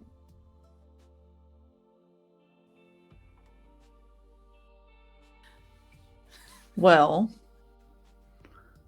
I mean, the only person he can think of is Lisa. Like, yeah, like, you know, like, I think don't mesmerize people, but that's not something that he would know. Is this the whole, like, thing where it's just, like, you hear, it's like, hang on, you can't remember them. Leto. Well, yeah. Yeah. I think it's a standard. I think, like, every time they go in, like, to deal, like, if Dom or Valerian go to deal with something, some problem, and, like, Leto has already beaten get there, and they just, these people see confused, they just go, like, I see. Yeah, like, I see. Okay, it's been dealt with. And then Dom will just text Leto, like, thanks. Yeah, it wouldn't take, like, Marcus remembers nothing. It's been completely rewritten. But his family wasn't rewritten, so it wouldn't take long for it to be like, hang on a minute, this 2 and 2 doesn't add up here. But Marcus cannot remember in any way, shape, or form. So he thinks he's being feel- harassed. I feel like if Dom catches wind of that, he would consult the coach and be like, should we also wipe the memory of the family so there's no like kids and stuff that think their father has just abandoned them. But I think also Dom would ask that from a personal perspective as well, because I mean his situation is very different, but he knows what it's like to have a dad that just leaves and you never hear of him again. So I think he would brought up like, should we like also erase the memories of family or like rewrite it? Say that Marcus has died or something. Yeah. I mean, that's all. That would have been something he brought up to the coterie if they wanted to do that. I think Valerian leaves that completely up to the person who caused this. I don't know if Leto cares enough about this. Yeah.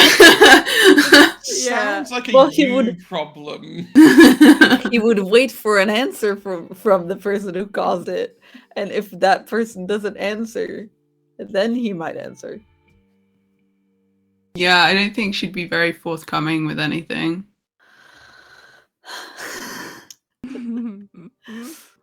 And then Valerian goes, I think that would be the best idea. Yes.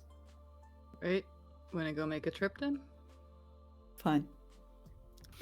Yeah, and I think maybe that night or something they visit the family. There's just these strangers break into it. It's not strangers. Oh, Valerian has strangers overseeing definitely them.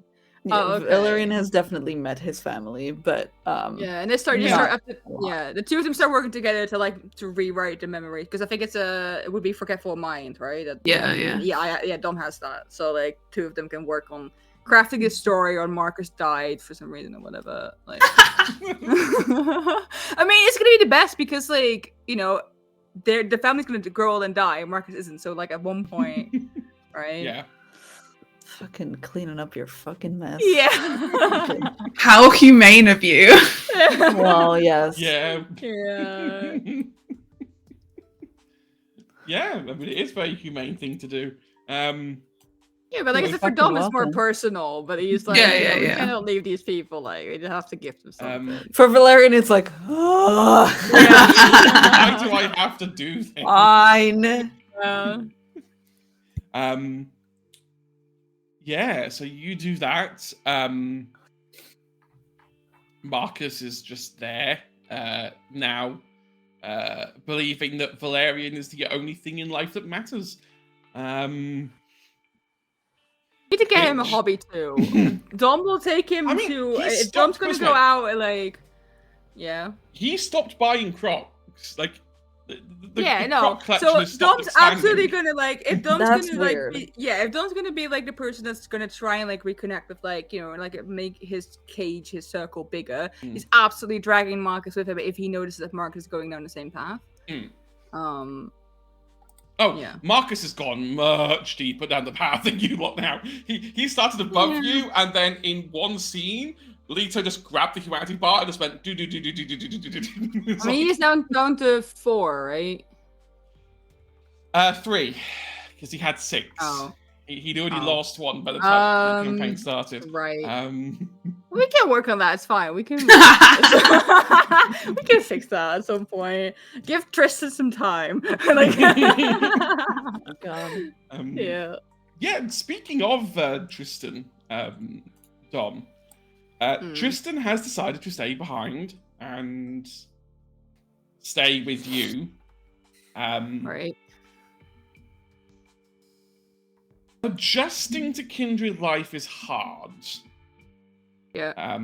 More so when he begins to realize he feels better if he's hungry. It becomes a bit of realization over the next few months, like to half year, that the poor guy feels better if he's hungry, but that, I mean, as I think most of this coterie can attest to, having high hunger leads to problems and complications. Yeah, I think in that randomly case, trying to feed people. yeah, I think Dom would keep an eye on that and would say like even if he feels better when he's hungry, would try and make sure that he feeds so he doesn't get too hungry. And I think he would also spend time helping him because Tristan has quite a big family. Not living in London, more outside London, but he helps him like try and weave, I guess, like convincing lies. Because Dom, what's not really come up before, is that Dom also has, apart from his mother, has like uncle, aunt, and 2 cousins, and like he doesn't have a big family, but he does have a lot of like he still has humans that don't know that he's kindred. He has been having to lie to them repeatedly and like come up with excuses, and his mother's been also been covering. So he's gonna help Tristan like how do you navigate this? Like how do you and also I guess deal with the fact that those family members will start forming opinions on him will start either get suspicious or will be like, oh, this Tristan's avoiding us for some reason. And helping him, I guess, through I guess like the upset that comes with that. With knowing that your family is starting to have some more negative or less favorable views that you can't really do anything about. Yeah, I think he's he's just mostly focused on helping him with the adjustment from like saying goodbye to your old life, because that's something that Dom didn't really get help with initially, like when he was still on his own. So yeah. No, that makes perfect sense. He appreciates the help. He still considers himself a second tier coterie member. And he doesn't really bring it up as like a conversation point, because he sees how this new kind of willingness within the coterie to be a coterie and be a family, and kind of feels like he may be intruding a little bit on that. I think Dom would have pointed, because I feel like he would have noticed that maybe he, didn't always include himself or like stepped away. I think he would have made it clear that he is very much welcome there and can part of it if he wants to be, but also told him that he doesn't necessarily need a coterie or doesn't need to be involved in the affairs that the 3 of them do to be part of that. He can just be there. Like he doesn't have to. It's not like this is like a workplace, something that you have to take up like a certain employee role or anything. Like he's I guess valued there as like a friend and someone they care about. Tristan's response to that is very simple. For you, yes, but I have a contract with Valerian, and Leto scares me. Like there's. You're my best friend. Dom would absolutely would take it at one point into the contact and just set it on fire or something. Not on fire, actually. No, that's not it apart and then threw it. I don't know, into the Thames, because that's where everything goes. I'm pretty sure there was a clause in there that if you ripped it up, it was valid for another 100 years. Yeah, but it's specifically if Tristan ripped it up and then so Dom rips it up. Yeah. Meanwhile, Valerian's like, this has gotten out of hand. This whole freedom thing has got out of hand. Yes. Yeah. Damn it. You have to rein them back in. Valerian. And I think also No, go. I think if we're also talking about like changes, I guess like politically, like in the setting of London, I think Dom would have taken some of Altair's visions, because I think at this point, obviously, none of them know that Altair is alive. They all think he's dead, and so he would have taken some of his visions, because Altair had an idea to like unite caitives, or at least like not necessarily unite in like in its own clan, but like make sure there's like safe spaces for them.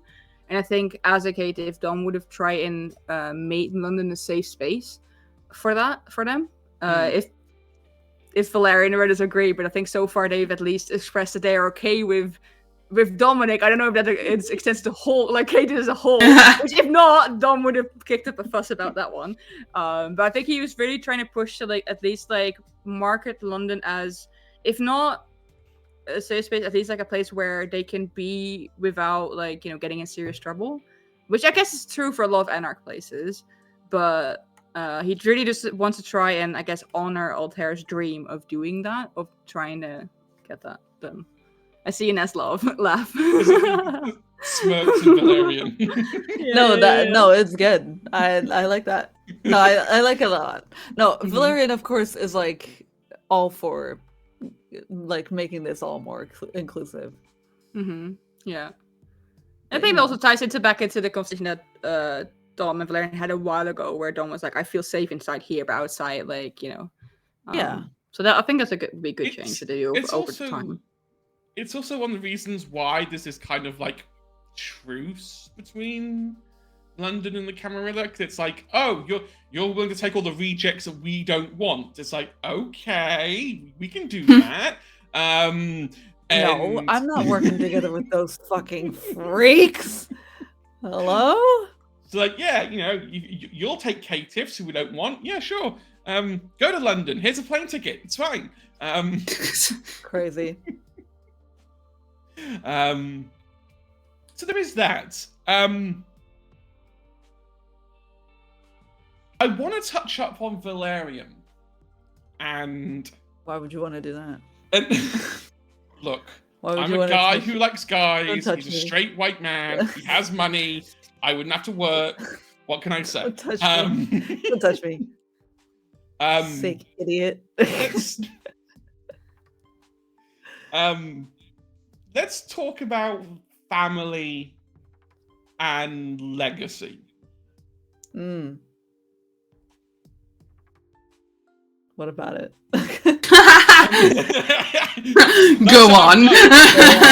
Continue. No. Does, in the next like 2 or 3, 4 months, does Valerian make any attempt to contact Venus?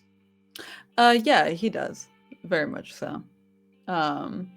Wherever she is, yeah, he will have calls with her and explain his situation and what his feelings, I guess. Yeah, he would talk about how he felt toward the end of that. Yeah, it was betrayal. It was feeling like, you know, the one mother that was normally always there for him wasn't. Yeah. And yeah, that's really all that he has to say about that. She'll explain like her hands were effectively tied. Like when you love someone, you sometimes are able to gloss over things. And she'd been with Athena for so long, like they'd started a drug empire together, and once they got turned, it kind of went from drug empire to kindred empire. And Athena, who was naturally quite cold-blooded anyway, took it to a much more, you know, extreme level. Valerian will explain to her that she does not need to explain herself, and that doing things in certain ways is, of course, like human own, like, or I guess kindred own. No, human own. Like humanity wants to explain itself, and for the ways they have maybe done things wrong. The thing is that she does not need to explain herself, that he understands why she did it, still does not like it, and that intent and impact are two different things. And that he just hopes that she will listen to that and do with that which she will. And of course that he will be visiting her more regularly and helping her, like keeping her unalive, I guess. There's a lot of messages from her as well that are like, did you come up with a good way to tell if Leto was nearby? No, never. You're not supposed to. You're not supposed to know. That's the fun. This thing's just like, I've tried wind chimes, I've tried IR No. sensors, No. I've tried like flashlights, like No. I love that this sounds like you're trying to do ghost hunting. Yeah. Yeah. Because it is. Hello. Yeah. He's a goddamn ghost. But I explained to her that's the fun. You're not supposed to find her. Like, just let her have this. It's fine. Like, and she's like, I'm living in fear, and so okay. It will take like 2 years or something, then you get vaguely used to it. Yeah. Very good. Yeah. Better. 2 years, Yeah. like the standard cooling down period for after being exposed to Leto. It's fine. yeah. You get used to it. Mhm. So Cass stays. in Yeah, London. I was literally thinking about that just now. Yeah, Cass decides to move from Berlin University to London University. Oh, that's terrible. Okay. Well, she doesn't really want to stay near it. It's weird. Yeah. Cass can't quite. Maybe Valerian's more mature, but Cass can't quite forgive Venus. And Interesting. is kind of. I think Cass is willing to forgive like everything in Berlin. Like that's fine because you were fighting people that weren't family, but when you turned that knife onto family members, that's when things get different. That's when things become personal. You cross a red line. So she doesn't want to be near Venus, and going back to Berlin. Well, Berlin's not 100% safe for her anyway. And, you know, it would be unfair for her to go there and be like, Leto and Venus protect me. So she's decided to stay in London. Not in the Acropolis. She doesn't like the dark, underground places. She's a socialite. She has to be, you know, front and center in the scene. Yeah. I mean, that's why Valerian would have called her out on the fact that she has left Berlin as a socialite. Like Berlin is crazy if you're like that, you know? Like Berlin is a good spot. London is fine. I mean, London has its advantages. Wow, the slander. Yes. London's great if you're a socialite. Like, oh no. Okay. it's mediocre at best. Okay. Like, you know. Where's this coming from? Oh. All these people have never lived in London. What the hell? That's exactly why. It's fine. We're seeing it from the outside and being like, Yeah. Okay. I mean, she has a lot of money now. You know. Sure. She has enough money to look after herself. That's good. I'm just really thinking that she becomes like a very successful artist. Oh yeah, very successful artist. A sculpture maker, to be exact. Like she has. In fact, it's one of the reasons why she came to London. Was more because there's a lot of inspiration here. Because there's a lot of museums with a lot of art, like sculptures and, you know, things that we borrowed and forgot to give back. Like, you know, just, you know, you know, who needs to travel the world when you've got the London museums? I mean, in this, and I also know something about we borrowed and haven't given back. Well, yes. It's fine though, because when everyone thinks about, they think of Britain, so you're fine. You guys are totally under the radar. It's fine. Yeah. Crazy. Yeah. Yeah. Well, it's the fact that you stole two of the most famous sisters of a sisterhood that is supposed to be in Greece. It's supposed to be. Doesn't mean it has to be. I think another goal for the coterie is to start like bringing back stuff to where. Good idea. Like the British Museum over time is like just every like other week a piece goes missing and they cannot figure it out because it's just Leto in the shadows going. Oh my god! Well, it's funny that you mentioned that. Oh my god! There are a lot of places in London that people don't know about because those are the archives that they hold the pieces that aren't on display. Love it. So you don't even have to go to the museum to steal the pieces. I feel like Leto knows those places. Like Leto will just come to Valeria at some point, like, "Hey, can you arrange a shipment to Greece?" No reason at all. Like, Don't worry about it. yeah. Can you get me onto this container ship? Sure. Why? Don't worry about it. Don't worry about cargo containers with big bows on them to start pairing all over the world. That's amazing. Yeah. That's amazing, actually. Big bows on them is awesome. Yeah, really awesome. And then it has like a very over the huge. top. It has a huge one of those cards on it, and it's like for the Greek Museum. Yeah. No, like for semicolon the Greek Museum from question mark. Yeah. Lots of love, question mark. No hearts. Yeah, the And love art. Yeah. The return address is always the shipping address. Yes. So it always loops back on itself. You literally can't send it back. So Yeah.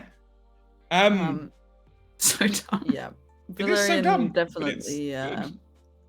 Valerian definitely has motivated Cass to become more and more into her art and like become successful in that area, since Valerian always felt bad for like leaving her to become successful. And being like big brother who never looks at his younger sister or whatever. That sucks. So, Leto, quickly, high or low? Low. So Cass reveals one of her first sculptures, and it is of Leto. Oh my god! As a kind of shadowy figure. It's like half it's like half shadow wisp, half woman. Valerian hates that.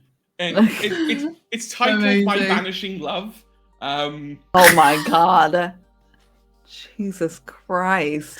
Leto didn't like it until she saw Valerian's reaction, and now she loves it. God. Yeah, I think they were both there for the reveal, and Valerian immediately just goes.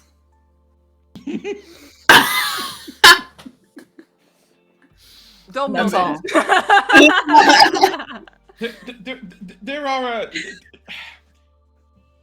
I think Cass has diverted a lot of her anger at her mother into her crush for Leto. As a kind of like a human deflection. That's terrible. It is. That's It's terrible. It's a terrible coping mechanism. Of the But she's distancing human. to the heart grow fonder. Exactly. God. Like when Leto's in like picking up on Leto and like Leto eventually going to Berlin, with Venus to go pick up these journals.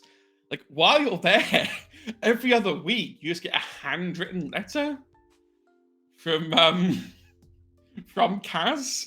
And they're never addressed to Leto. They're always addressed to my woman in the shadows, and they always appear at Venus's place, knowing that if they go there, Leto will find them and just. It's got to the point where Venus will just leave them on like the counter near the door because she knows that they're not meant for her. Amazing. Amazing. Terrible. So, Leto goes to Berlin. So, about that. I decided now she doesn't because this is No. I'm she's definitely going. No. So here's the thought process. Linking into Dom, and Tristan. So Tristan has a feeling whilst he's in and around the coterie that he feels like an extra wheel, that he's not necessarily like in the coterie, and he's getting like an off vibe. And then Dom manages to persuade him that actually it's in your head and you are accepted here and you are part of the coterie and stuff like that, which works in Leto's favor, because the reason Tristan was picking up those vibes was a little bit in his head, just insecurities, and a little bit him subconsciously noticing that if he's in the room for a long period of time, Leto leaves. And she spends less time in the Acropolis because he is staying there. And no one else has really picked up on it, but I think Tristan subconsciously, that's fed into his anxieties. But by Dom being like, no, you're fine here, you're welcome, then it's fine. Life continues. As she's prepping stuff, she's got the sword, she's sorted stuff out travel-wise to go with Athena back to Berlin. She makes a phone call to the university in Paris, and she phones up and she says, I'm looking for the contact details for Professor Rathbone. I'm not sure if he's currently in your university, but I need his contact details so that I can get in touch with him. It's Leto Matthews. He'll know who I am. And then once she's received a phone number for him, she's going to leave him a voicemail, because he's a busy guy. He's doing lectures and shit. Like, I imagine he's not on his phone very often. So she's going to leave him a message before she heads to Berlin. And the message is going to be her basically saying, hello, Professor. There's been an incident. We now have a salubri in our coterie. And I almost... And then she starts crying. And then she ends the call with, I need to talk to you. I need to see you. I'll be in Berlin. And then that's when she heads to Berlin. I think it's the first time. I mean, we weren't there, but that Leto cried. Yeah. Yeah. But I'm very so curious as to why. Well, I mean, it's basically because of the almost diablerie. Yeah. Oh right. Oh yeah, of course. And because it's and the reason why she's said specifically there's a salubri here is because obviously the potence of salubri blood and the way that has influence over people, and so she's like, there's one here and I almost yeah. Oh, that makes sense. I almost gave in. Yeah. And yeah, that makes a lot of sense. Diablerizing a salubri is nice for the experience, but the aftertaste and the after effects, it's very like, congratulations, you're now hooked on a blood that you will never get to taste again. Because but also she has such an aversion to diablerie. Yeah, exactly. Like she's not had an opportunity yet to really deal with it. No. Like, can I say though, I think Dom would have not picked up on everything and like wouldn't have listened or anything, but I think in some of the time before you've left, knowing obviously what happened, almost diablerie, or like that's like understanding that, because I think in the past it's been obvious that Leto has I guess there's a thing with Salubri in general, like has been acting a certain way, whether or not they don't pick up the exact vibes. I feel like it's not I think it's if Leto spent less time in Acropolis, that is something that Dom would have picked up. Might not be the reason, but he would have noticed that she's not there as much. I think in that period he would have taken time just just pull her, like they take her apart for a second and like just talk and genuinely ask how she's doing. This probably would have been shortly after all of this, so like not like in a long period, but would have just asked her like how she's doing, and like also touching back on the fact that, you know, Tristan used to be kind of like a pseudo Mocavian that came in with like a lot of stuff, and yeah, just wants to just check in how she's genuinely been feeling about that, knowing that there's a big chance that Leto will not be as forthcoming or might dance around the questions, but he will have at least attempted to get her to talk, or at least be like there, like, if you ever want to talk about anything, like, you can come to me and it will be in confidence and we can talk about it. She would have, basically, the conversation would have gone along the lines of, she deflected it and has like moved on to other stuff, but there's a heavy hint to everything that she's saying, that she's like, at any other time, if we'd had a chance to have this conversation earlier, but now we need to work on you. Right, yeah. Because she's conscious that, like, you're healing, you're trying to fix things, you're trying to get your humanity back. Tristan being there is necessary for that. Yeah. So for her to be able to talk to you, she can't do that, because then that will be detrimental to what you're currently doing. Yeah, that makes sense. I think maybe he doesn't pick up the full, like, the hints. Not he understands half of it. I think he understands the intent that you're hiding something, you know, talking about something for his benefit. And I think they appreciate that, but I think they will sort of like put it down there, like, you know, we have eternity. Like, whenever the time's right, I would love to like talk about this and make sure that you're okay. And also would absolutely be, you know, have the whole like, when she's leaving her building, like, don't be a stranger. Like, knowing that Leto's not good at texting, but at least, like, you know, let me know you're alive sometimes, or like just like give me a thumbs up to like a text I sent you, just so I know you're alive. I think I love the idea that like the last thing we say to each other before she leaves to Berlin is Dom goes, "Don't be a stranger," and she'll go, "I don't know what you mean." And then as she does this, she'll use 1,000 faces, and she completely changes how she looks, and she looks like someone else now. I think you would have found that quite funny. I think especially because now Dom knows that she can look like however she wants to look. Yeah, you haven't talked about before. Valerian's mum is like, she could be in the shadows, she could be anywhere, and she's just stood there. She just doesn't look like Leto. Yeah. She's like searching around for her, like, she could be anywhere. She's literally just like, hello.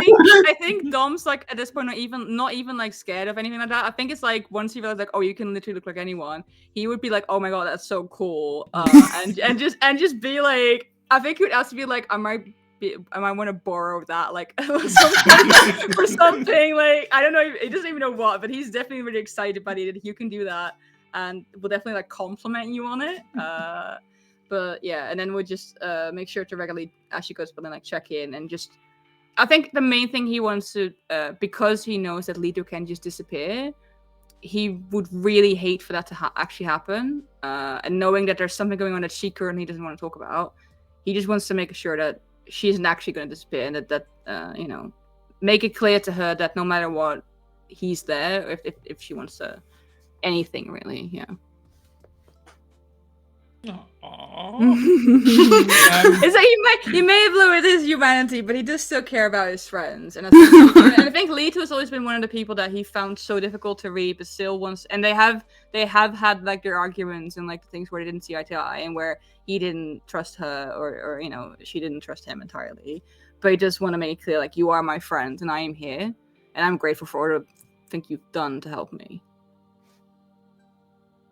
She steals one of his guitars before she leaves. Yeah, that's fair. Yeah. Takes it with her, keepsake. Yeah. And just borrowing it. Just leaves in its place an exact replica of the post-it note that Adrian left. Oh no! That's so funny.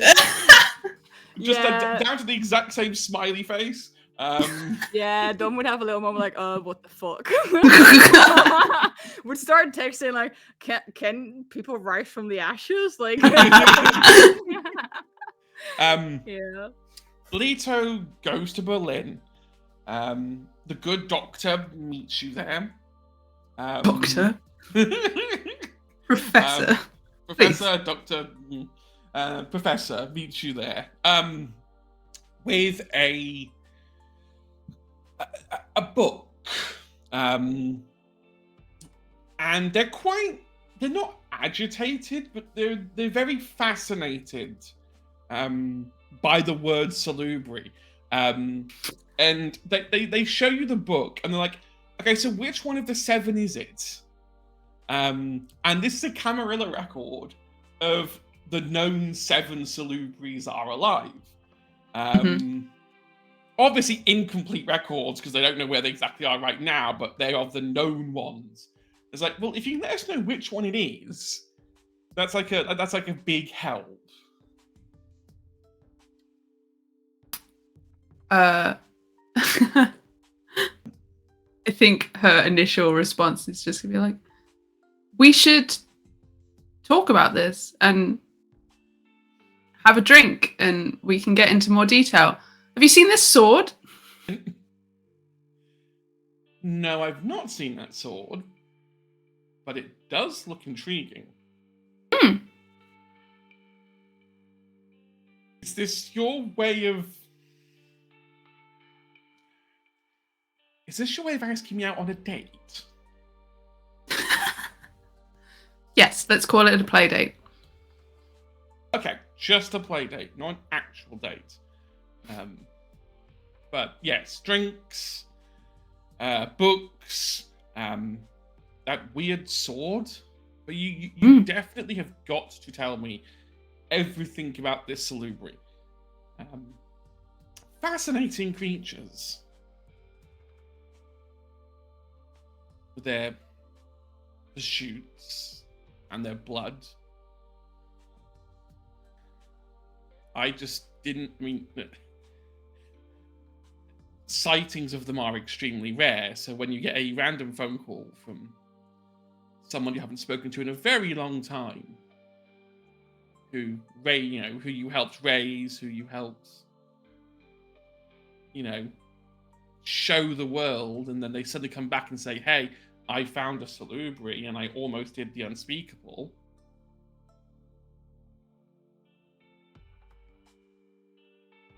Bit of a shock. Full of surprises. Weren't you always? I will admit I have missed this a little bit. It felt a bit weird leaving London, especially for Paris.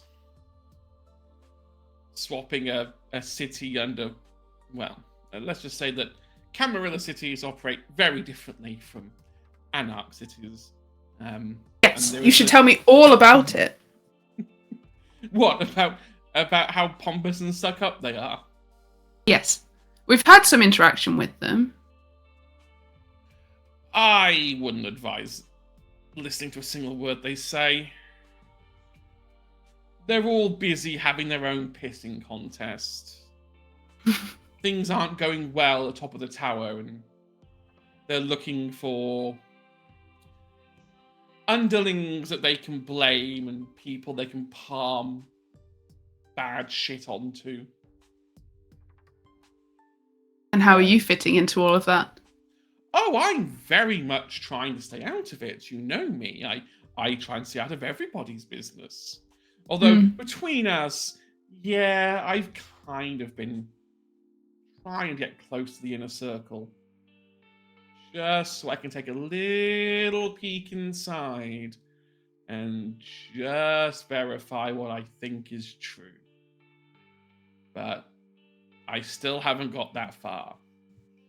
Hence why I can't go to London. It would look quite bad for me to just suddenly pick up sticks and go to an Anarch city and be like, hey, I'm here. But they don't know that I'm in Berlin. So they think I've gone to Marseille or something like that. We can go to Marseille if you like. I mean, if you want an adventure. Well, it sounds like we've got lots to talk about. Well, yeah, I have a working theory that the entire inner circle is dead. I don't think there's any Camarilla leadership left alive. I think somebody's pulling the strings behind the back. Interesting. And I've been meaning to investigate a bit more. And I know how much you love mysteries. I do. So how about you grab that sword case? We'll have a few drinks, and then I'll get us a flight to Marseille. Okay. And yeah, he does exactly what he promises, and takes Leto away with him to the French coast. I'm guessing Leto doesn't tell any coterie members that that she's decided to ditch Berlin and go city hopping. No. No. Just more love letters arrive now. This is just starting to get too many. I think the first hint that the coterie get that Leto may have moved is just Venus messaging Valerian being like, can you please tell your coterie member to start picking up their mail from my house? It's getting a bit too much. There's just not like an extra archive box now of just letters. No, Valerian is just like, I'll handle this. And he goes on Cass's door. Stop writing letters! Oh my god! Are you an insane woman? God. No, but I found my muse. You're stupid. And yeah, like a lot of Cass's art is kind of, I guess you could almost call her art Malkavian art. It's based around like the ideas of shadows and obscurate and the duality of people.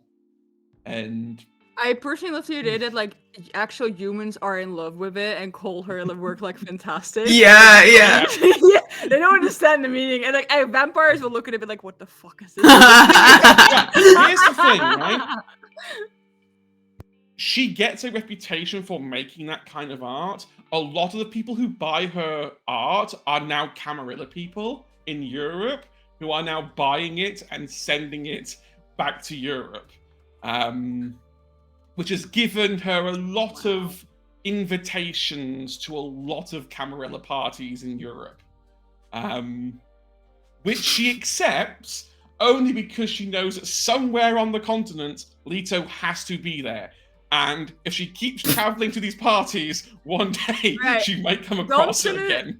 Dom's gonna join her as a chaperone to these parties. One, because he doesn't need an excuse to dress fancy. He just fucking, if he sees a party, like, I'm gonna dress fancy. But two, because I think they would then also like use those opportunities to maybe gather information as kind of like a, intel mission.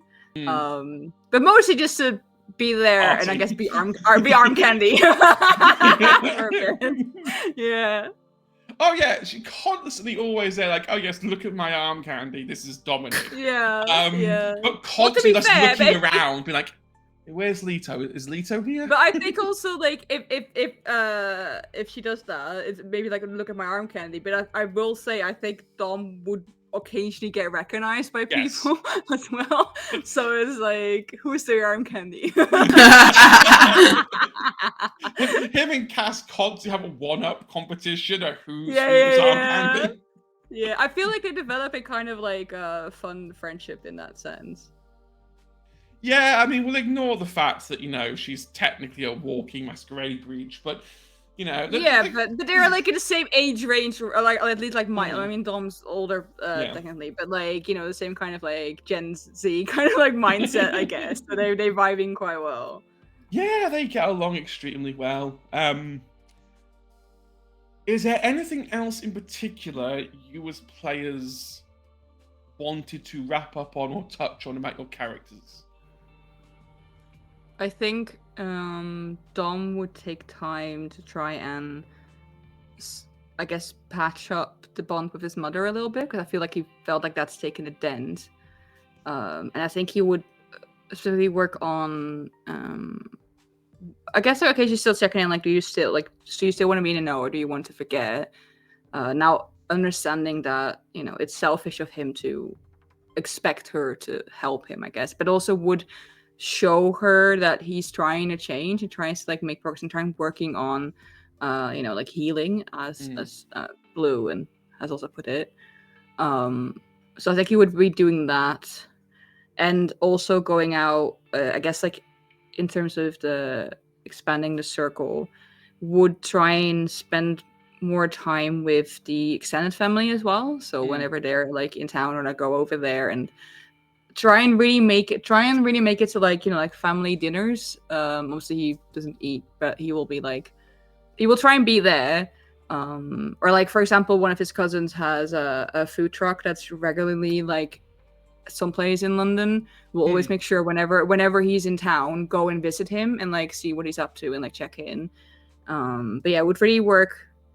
He knows that it's not possible to, like, get that, because they're not clued in, to, like, get them to be that relationship, have it be as good as it was before he got turned. But you just want to make sure that, he's not shutting them out and have that human connection with them, while and also working with his mother and trying to patch that up. So it's a bit ironic, really, because she doesn't want to forget. She settles on, actually, it's better to know than forget, because then that would just make her one of the other family members and whatnot. Yeah.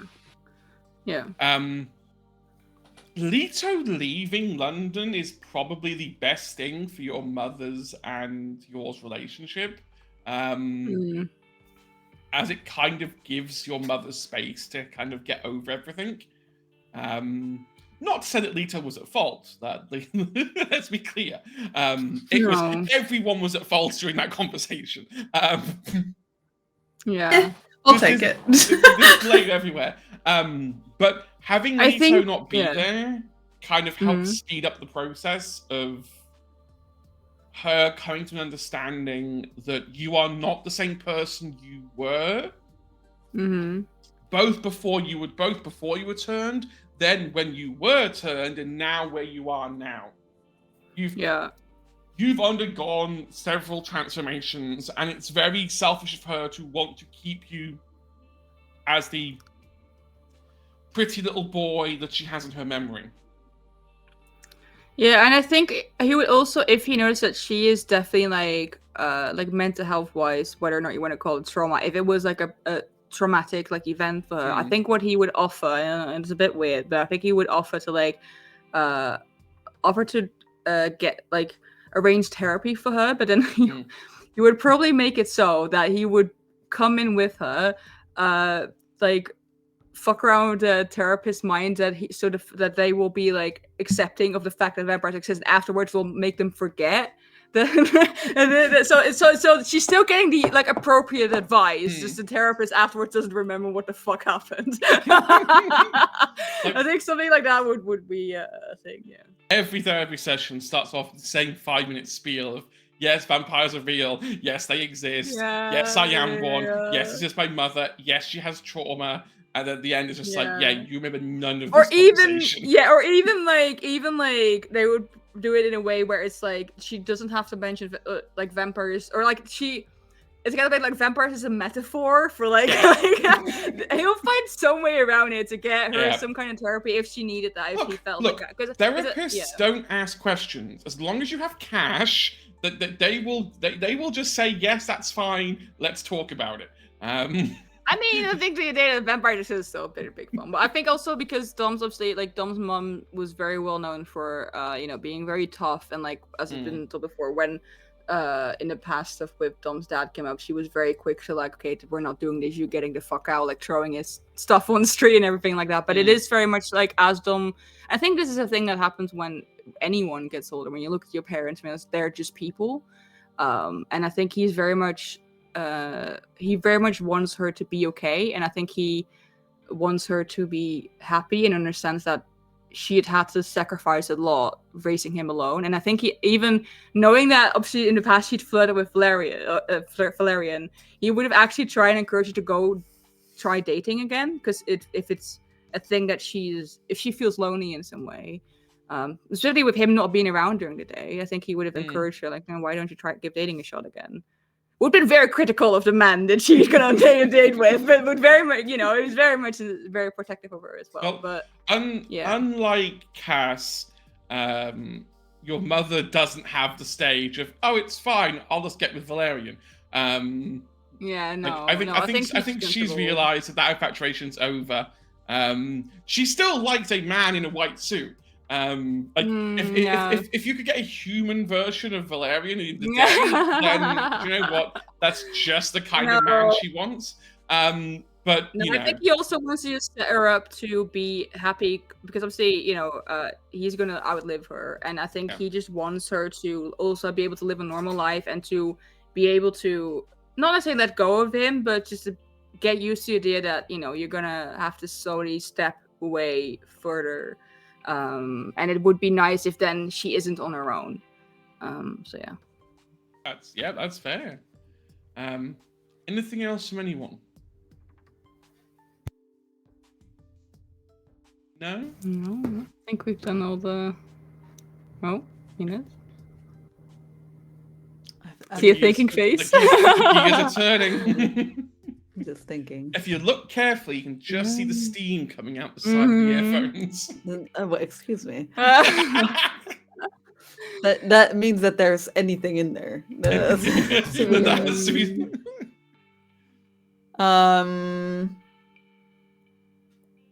What am I thinking of? I'm thinking I'm leaving something.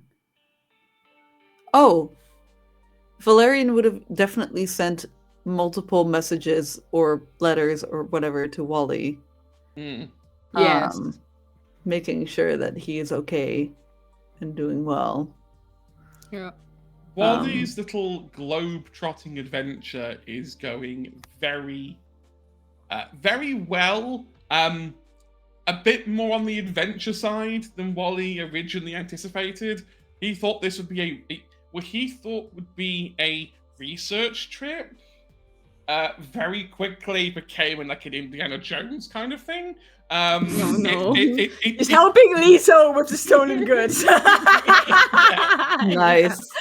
I mean, it was going to be like, well, if they're in Europe and I have a sword that's blood magic and their speciality is blood magic, like... Yeah. Oh yeah, definitely. Wally and Lito definitely meet up somewhere in Europe at some point.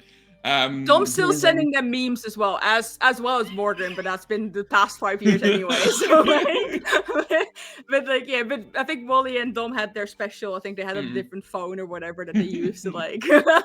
There's a special phone that is just a meme phone. That just sends memes. It was very hard for 21 days because there was just no memes available to send. And then they didn't back on, they try to send like they spams them to each other. What I will say is that Wally is the one who picks up on the fact that there are no vampires in Singapore. Oh, right. It's the one who picks up that mystery. And spends the next year or so floating around Singapore trying to figure out why he may be the only vampire in Singapore. At that moment. At that moment in time. I mean, it's a great feeding ground. I mean, you've got a massive domain all to yourself. Yeah. Yeah, well, yes. You can call yourself the Baron of Singapore and be technically correct. No one would be like, no. Actually. That's the sad day, is it when someone else turns up and they're like, no. It's like, hang on a minute. I mean, technically, you could then also like start something, like start your own clan there, right? Because I mean, you could build your own domain from there. Yeah, sure could. Valerian would also be like checking in with Lito, maybe like a little too much. Maybe giving away the fact that he like kind of misses having her around. Like he doesn't want to give that away, but the amount of phone calls is giving it away. The amount of work the Valerian's now having to do because Leto's not there and behind the scenes, like cutting the loose ends and like doing bits. It's like you begin to realize that Leto did an awful. Yeah, like Leto did an awful for all that secrecy. She did an awful lot of work. And you know, it's a lot of work being in charge, and not having Leto around is definitely problematic because Leto was very good at getting information, and like you say something and then you'd like go to sleep and you'd wake up and suddenly be like, hey, here's all the information you need to know. Now Valerian actually has to go into the archive and read the archive. She doesn't want to do. No. Valerian just is also like making sure that coming months like everything is straightened out and all that stuff, and that the Acropolis has become our Acropolis. And, Valerian gets rickrolled at least once a week. You suck. I like to think that Valerian doesn't know what a rickroll is. So he's like, why are you playing that song? No, that's true. Yes, that is absolutely true. He's like, why do you play this song every week? Like, it's called a Rickroll. I don't know what that is. Who is Rick?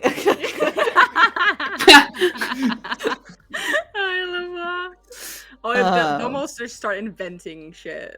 He will tell him something that means something completely different. Just so like if it ever comes up with anyone else, Valerian just looks really silly.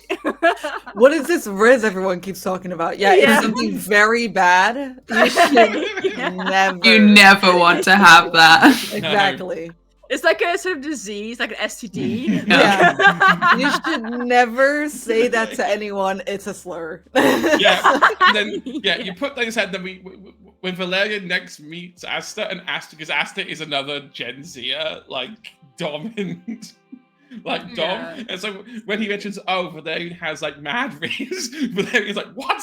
I'm not a disease. What? No, I don't. I don't have that. This look on his face was like. Actually, speaking of Aster, I think Dom would have tried to also repair bonds with him. I think Dom's really trying to go around and make friends, both human and kindred. And I think he and Aster could get along quite well. Aster is okay being friends with Dom. The only thing is you can't tell if it's a genuine friendship or it's I'm being friendly with you because you being friends with me keeps me alive.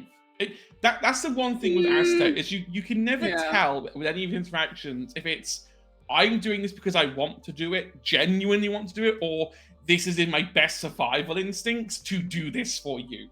I think he would if he got picked up now, I would have definitely pointed out like if you're not want to be friends, that's okay. I'm not going to kill you or anything. Like I think if he does want to make sure that he's making genuine connection with people, and so if he picks up on the fact that if he's actually like just doing it because, then he would have been okay. Well, then let's not. I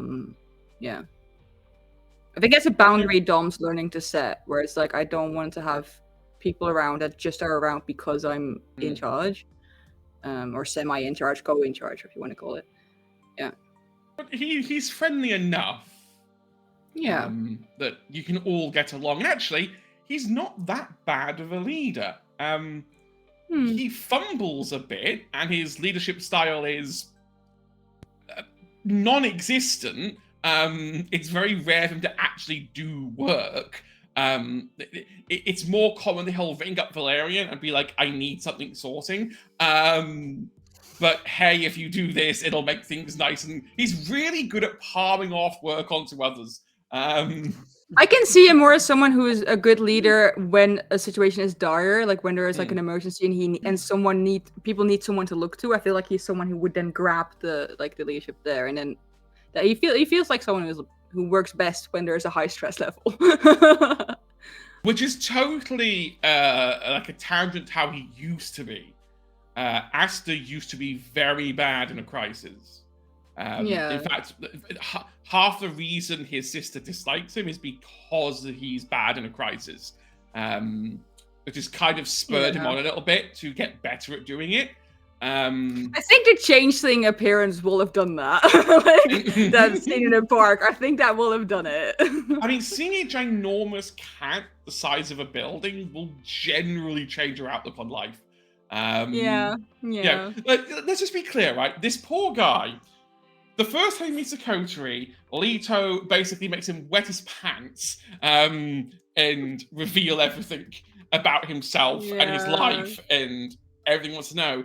The first time he meets changelings, he gets attacked by a ginormous cat, and Axel just sits there and laughs and does nothing to stop it. Only when they're threatened does she actually do something about it.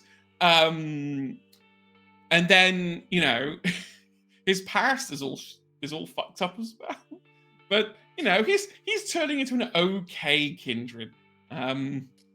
Definitely not amazing, but good. Last thing.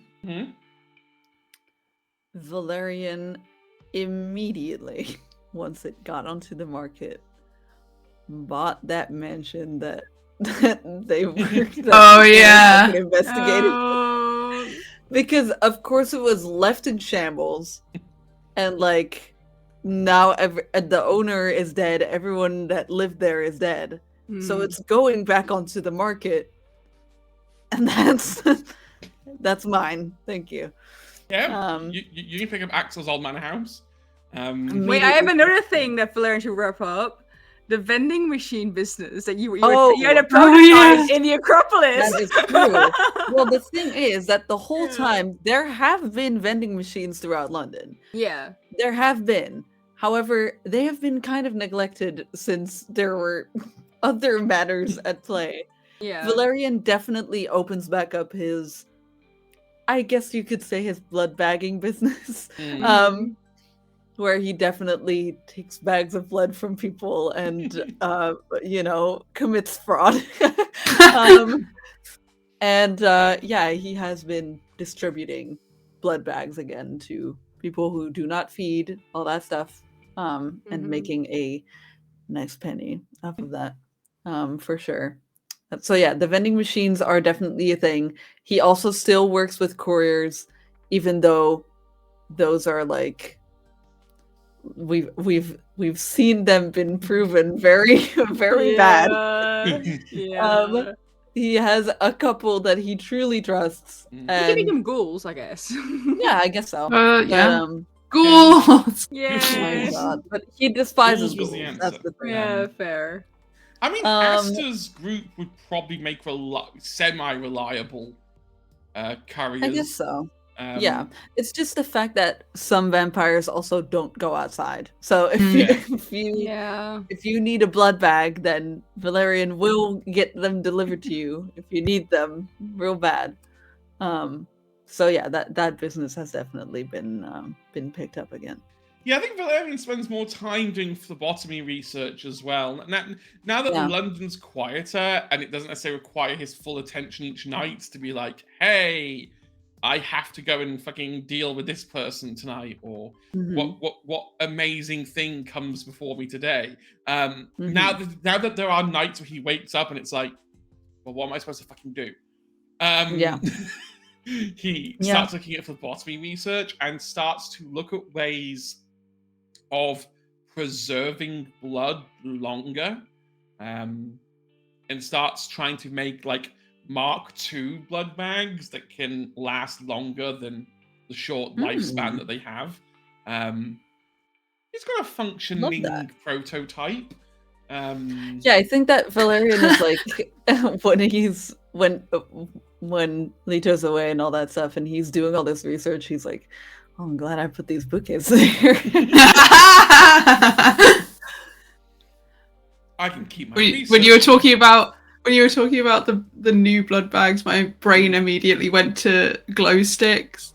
Like, it's a blood bag, but like you crack it and then that activates it. Oh my god! And that's why they last longer. Wait, that's actually period. Wait, you know, like hand warmers is when we you've got the hand warmers and you've got the cooler ones as well for injuries. Yeah, crazy. Crack it and then you can drink I it. feel, Crack it but and I then feel like, blood. funnily enough, that is a thing that Dom brought up, but not because he thought it was more just. I feel like he had one of those like hand warmers or whatever. He was just trying with it, and it was like, I wish you could do that with blood. And it not, and this Valerian looked at like, yeah. Wait a minute.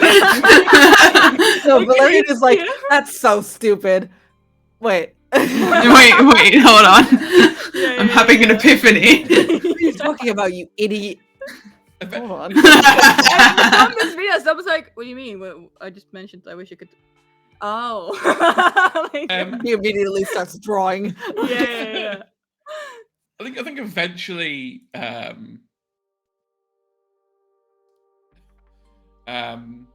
Valerian comes up with the idea to start making them into different flavors to try and market them more. Like it starts off as just blood and then it becomes kind of like a vaping thing where it's like we'll call this one watermelon and this one Oh, strawberry. but don't No. be in on that. Don't because I feel like It would- yeah. It would just be the essence of them. Yeah. Oh, the juice. Oh. Yeah. So you know Oh, what are vape they juice. called? No, Oh. resonance. They'd just be Oh. resonances. So like you could buy it by resonance because there's so many powers for Kindred that are based on On whatever resonance you've just drank. That's true. So you could Yeah. market that really well. That's true. Yeah. Yeah, I feel like Dom would help with that only because I feel like a lot. I mean, there's some like Kindred of all ages like in London, but I feel like this sounds like something that could become really popular, like kind of like vaping, I guess. But Yeah. anyway, but like you know, like, The modern way. in a Yeah. modern way, I feel like Dom would very much try and modernize, like know how to market it. We'll absolutely do some like I guess modern language. Has to explain a million words to Valerian in the process. But, Yeah. but I feel like Dom's very much like, okay, I can know how to at least get, because I feel like it's one of those things where you want to get the younger Kindred on it, and then the older ones start picking up on it. I mean, okay, hold on a second, and then yeah. I had a hit me moment. Please don't. Valerian. I will. I will. What? Okay, first of all, can we just point out that I don't like how quickly you resulted to actually doing it. I was ready. I'm always ready. Yeah. What's up? Um, Speak quickly and yes. be nice. So with Athena gone and Venus kind of just wrapping up in Berlin and then trying to find a new place to live, what happens to the Bayonet drug cartel? I hope Does it that she runs it. disintegrate? She's happy to caretake it, but it at least the first few months, it's too painful to run on her own. Being the sole ruler of it, if no one else takes it, she probably will take it, but it won't be as big as it once was. Well, the thing is, Valerian doesn't have. He has the resources, yes, but he doesn't have the space. Like he doesn't have like millions of like warehouses across the world to store this bullshit. You know, so he doesn't have all that. No. So he would have to manage it first and then take it on himself. But he also has an empire. Yeah, I mean, So- it's still there. It's not as big as it once was. Police forces around the world are much happier that drugs are slightly less readily available. I guess fine, but yeah, I think that he has gotten like a couple of interesting phone calls because of that, for sure. Because where did Athena go? Like also like that he never explained that. He's never coming out with that he had killed her or whatever. Yeah. Where did she go? You know? And why don't I have my kilos? You know? Like Yeah. so yeah, there's definitely been some interesting encounters coming from that. And he has definitely had to up the security on his mom for sure. But yeah, I think that's what happens with that. Yeah, I guess Leto did take all the info and stuff from the house, so she'd have a lot of information on it as well. Yeah. Yeah. Yeah. It's just that Valerian doesn't have time or space to do anything with it. Yeah. If you if Leto would want It's my empire now. We just cut to somewhere in the Caribbean with Lita just snorting weird cocaine powder. My gosh. Crazy.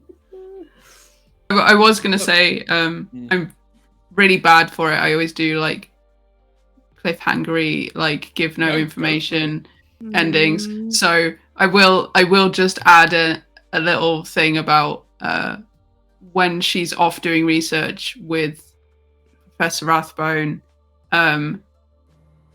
She will try and do research on the sword and try and like work out what blood magic's on it, whether it can be changed, whatever. And she will be looking into the information that she got from Berlin to try and work out what connections are in London, if there's any weak points, if there's anything we can utilize, blah, blah, blah. But she is with Professor Rathbone, and so anything he asks of her, she tells him. Like, if he's asking about Salubri, she tells him everything about, like, the mirrors, the Salubri that turned up, what happened. Yeah, anything he asks, she's giving all of that to him. So interesting. Yeah. Every tiny little morsel of it. Yeah. And there could be zero bad consequences from that. I just thought of one last thing I think Dom would do over time, but this would be, I think maybe after a little while, once everything else is set in place. I think he would start. I think he would maybe try and find kindred who are willing to volunteer to help look for people who were like involuntarily turned and left, like he was. I think he's gonna try and You're founding an orphanage? no. I think he's trying to find like people to, because sometimes there might be like news report of like someone, of something like a person being attacked and there's no info where that went, or like if there's like like incidents of people that came across confused, covered in blood or whatever. Like he's looking out for, or even if he look like is on the street and he notices someone's acting strange or confused or whatever, like it's specifically noticing that it might be signs of the kindred. I think he will try and get like people together to at least patrol, or not patrol, but like keep an eye on that. And if they spot someone that they feel like, especially if they're like, if someone spots people doing masquerade breaches that don't seem to be aware of what's going on, like to essentially report back to him so he can help essentially break the news to them, like, this is what's going on, this is what you're gonna have to do. And just also have those people, I guess, also act as mentors in a way. Like, it's not necessarily an orphanage, it's just like he wants to have people out there looking for other kindred who, like him, were completely clueless. Yeah, it's like, that's what he's trying to set up. Yeah, Leto would 100% be helping with that. Yeah, when she's like back in, or even when she's back. Yeah, he would ask her to like to look for that, because I think he's in a point where it's like, if I can prevent anyone having to go through what I went through, like 7 months of struggling and not knowing what's going on, or exactly not knowing how to do this, then yeah, he would definitely try and help. It's same with Wally, 5 years up to an apartment. Yeah, no, I mean, Wally obviously like knew got help, but like didn't know so much about like, and I think it also makes, I guess it makes like London a bit safer for kindred if there's less people doing masquerade breaches. So I think he's definitely trying to work out, and like, and also then assigning people buddies so they can get help. Yeah. Oh. Yes. Can we do one last rouse check? Yeah, why not? Oh, okay, yeah. Hang on. My God. Hang on. It's been 6 months times by 31, so I have 330 rouse checks. Assuming this is a rouse. No, this is a real hunger. Where is the rouse check on this sheet now? Next to the hunger. Yes, next to the Is it, hunger. Come Brian? on. It's Oh, not, it is. Okay, I it's wasn't not sure. It's a difficult. success. Are you Valerian of a success? Dom has a success. I failed.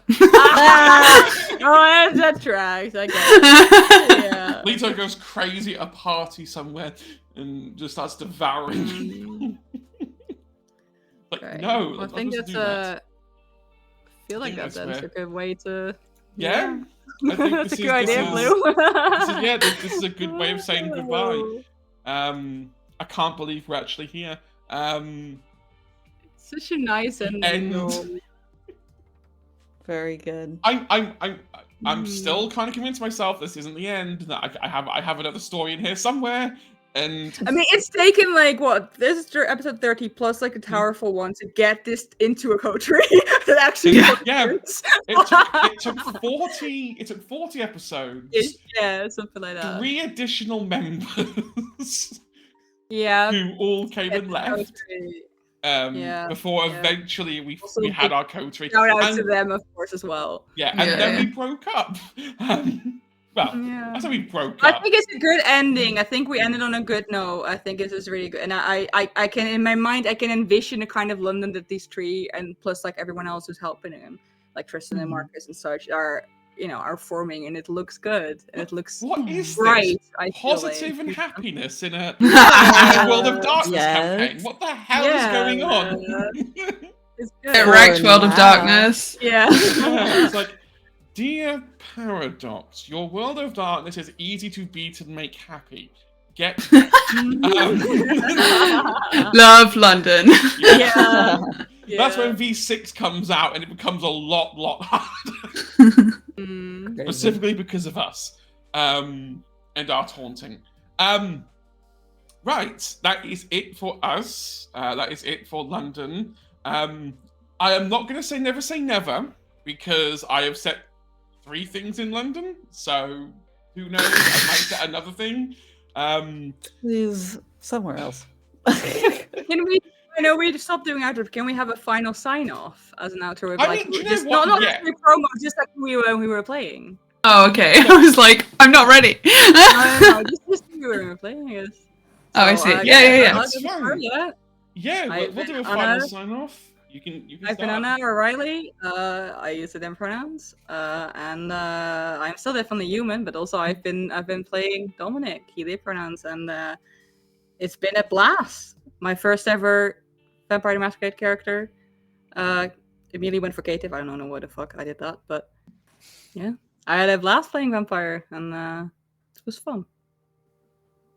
This gonna is miss it. making me so emotional. No! No! Do you want to go next then, Inez, before you break down? Maybe. I guess. Oh, shucks, guys. Hi. My name is Inez. I use she, her pronouns. And I'm still your succubus girlfriend, with your consent, though. I've played Valerian, the Ventru straight white man of the party, which was very weird, but very fun to do. See, normally I have an archetype of doing the dommy mommies, so I wasn't used to this, and it was weird, but it was so much fun. It was so much fun having this much power at my claws and not knowing what to do with it. And wearing a white suit every week, and because I had it in my closet. This literally was born from me looking at my closet, seeing a white suit, and I was like, a straight white man belongs in that. And so I did, and so I created a character. I've had so much fun. Thank you so much for watching. It was amazing, an amazing ride, an amazing coterie, an amazing group of people to roleplay with once again. And I will keep role playing with, because so help me God. That is I a will threat. let you guys go. Exactly. Yeah. This is not the fucking last of me, bitch. So I had so much fun. I hope you did too. I love you very much. Please take care of yourself. And see you next time, cutie. That leaves Blue. That's me. Hello, I'm Blue. she, her pronouns. You can find me online as Sanguis Blue, and I have been playing Leto. I fucking love Malkavians, you guys. I don't think you quite understand how much I fucking love playing Malkavians. I love being a mentally ill person getting to play around with mental illness in a safe space. And getting to play around with some really fucked up things in a really subtle way. It's I vibe with that hard. This lot have been great. Like some really, really cool roleplay moments. And we've done some really cool fucked up shit. Love that for us. Yay! Can we talk about our favorite moment of this arc? Ooh. There's Go so many for good it. ones though. I don't mind. Go on. Diablerie. It was just so cool, and it was just my own little brainchild that I was like, I'm doing this, and I'm covering myself in blood, and I'm going insane.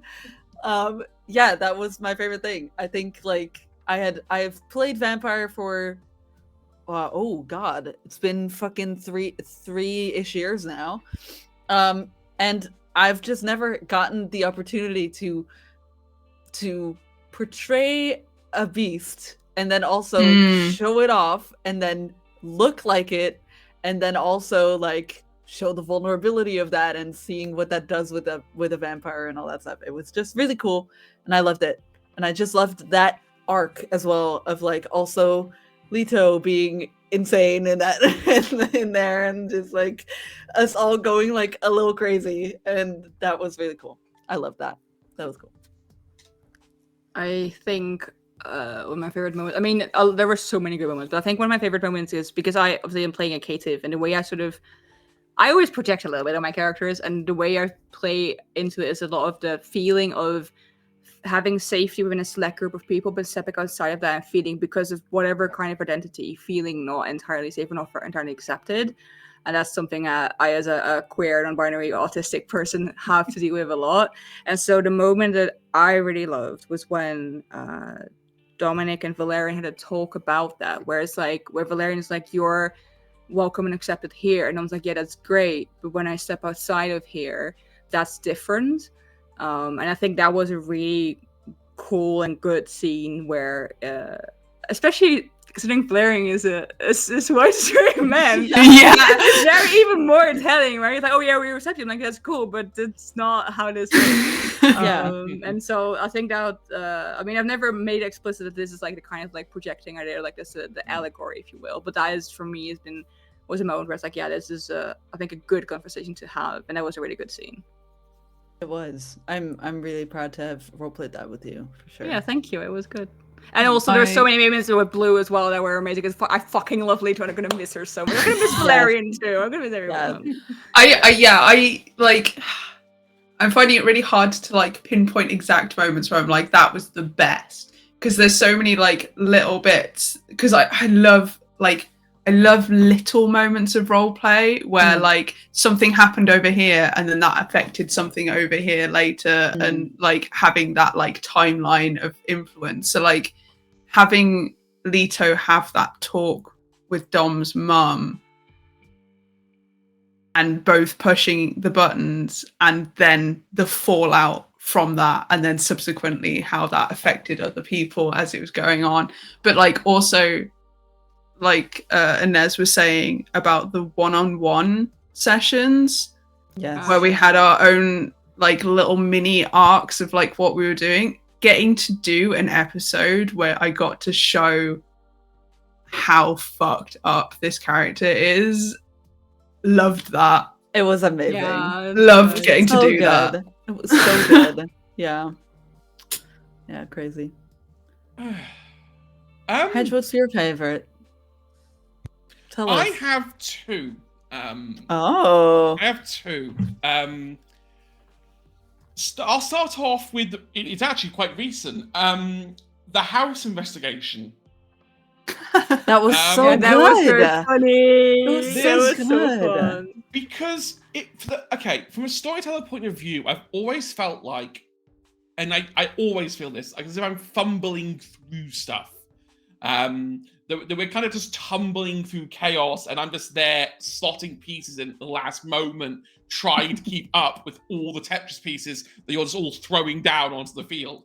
But the Manor House was the first time that I kind of got to stop for a second and be like, no, you're playing by my rules this time. I am going to control this like a puppet show. And watching you kind of just be like, no, we love this. This is like, we get to investigate and get to like do teamworky stuff. And it was like, okay, it went much better than I thought it would go. And I really loved it. The other part was the graveyard scenes with Altair and burying Ollie and then coming back to find his body had been dug up. That was a kind of a catalyst moment for Altair as a character. And Yes. I didn't know how Altair was going to go. Like, when me and Magpie had this discussion, it was, there's a 90% chance he will turn his knife on Valerian and then will die. We were True. both very prepared, because I had to like mentally go through with Magpie and be like, you do realize this guest slot could end that episode there and then, because Valerian could kill you. And it was looking that way. Like, if you go back and watch the fight, I don't even think Altair gets a single point of damage on Valerian till Valerian has maxed out the superficial track and starts to go towards aggravated damage. And the fact that we had that, and then it blossomed into Magpie becoming a kind of proto full-time cast member for that long period of time, and being able to explore a whole new dynamic of it, and then being able to give Altair the send-off by like sending them into the dreaming and letting them go live a fantastical adventure.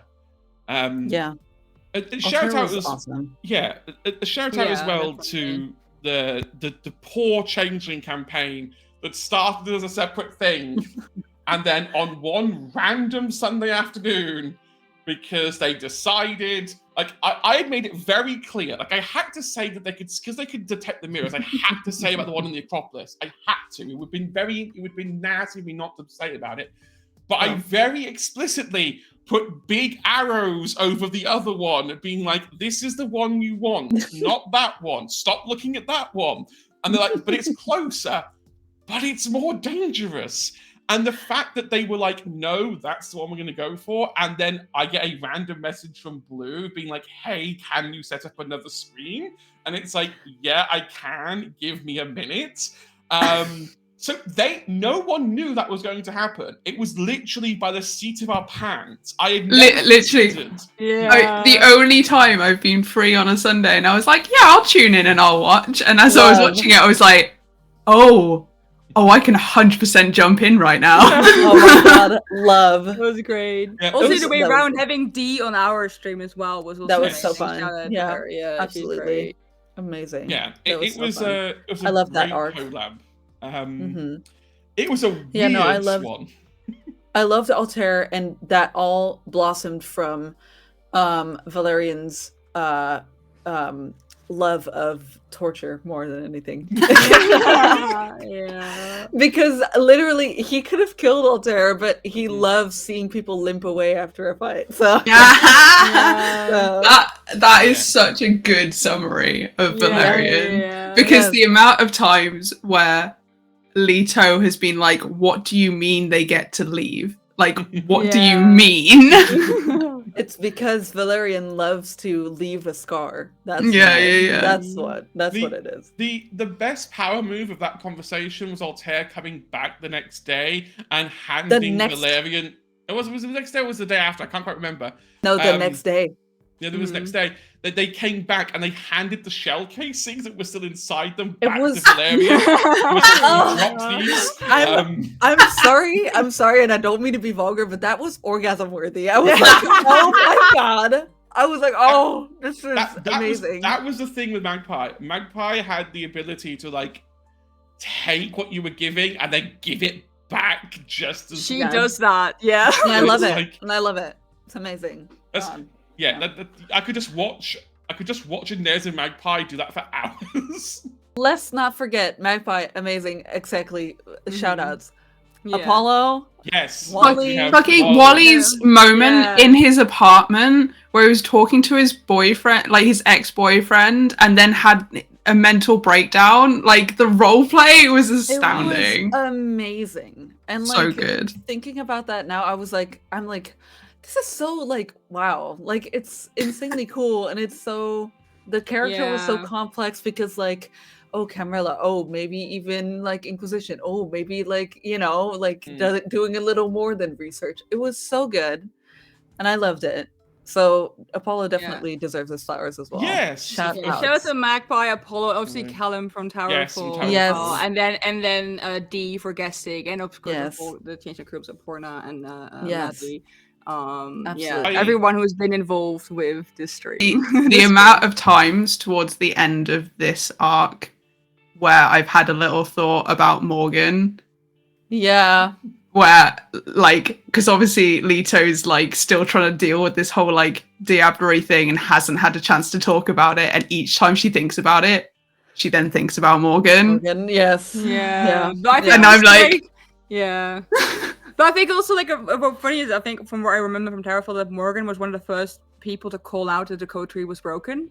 Oh, yeah. Yeah, and so it's very kind of like full circle, where it's like Morgan had to leave because of the library, but in the end they were right, like about that the fuck it was broken, and now we've put it back together. And I would love to see maybe a off-stream, like in the future, very far future, if Morgan's managed to like get something under control, that they might get back, or at least get a visit at some point, and to see what has become of the country and what has become of London. Yeah, that would be cute. All I will say is I had PTSD at the start of this session when the words Leto picks up the shotgun. I'm like, last time you picked one of these up, like she was talking to Marcus and she's picked up the shotgun. The last time this happened, that didn't go very well. And in true Leto fashion, it didn't go well. You forgot you had a family.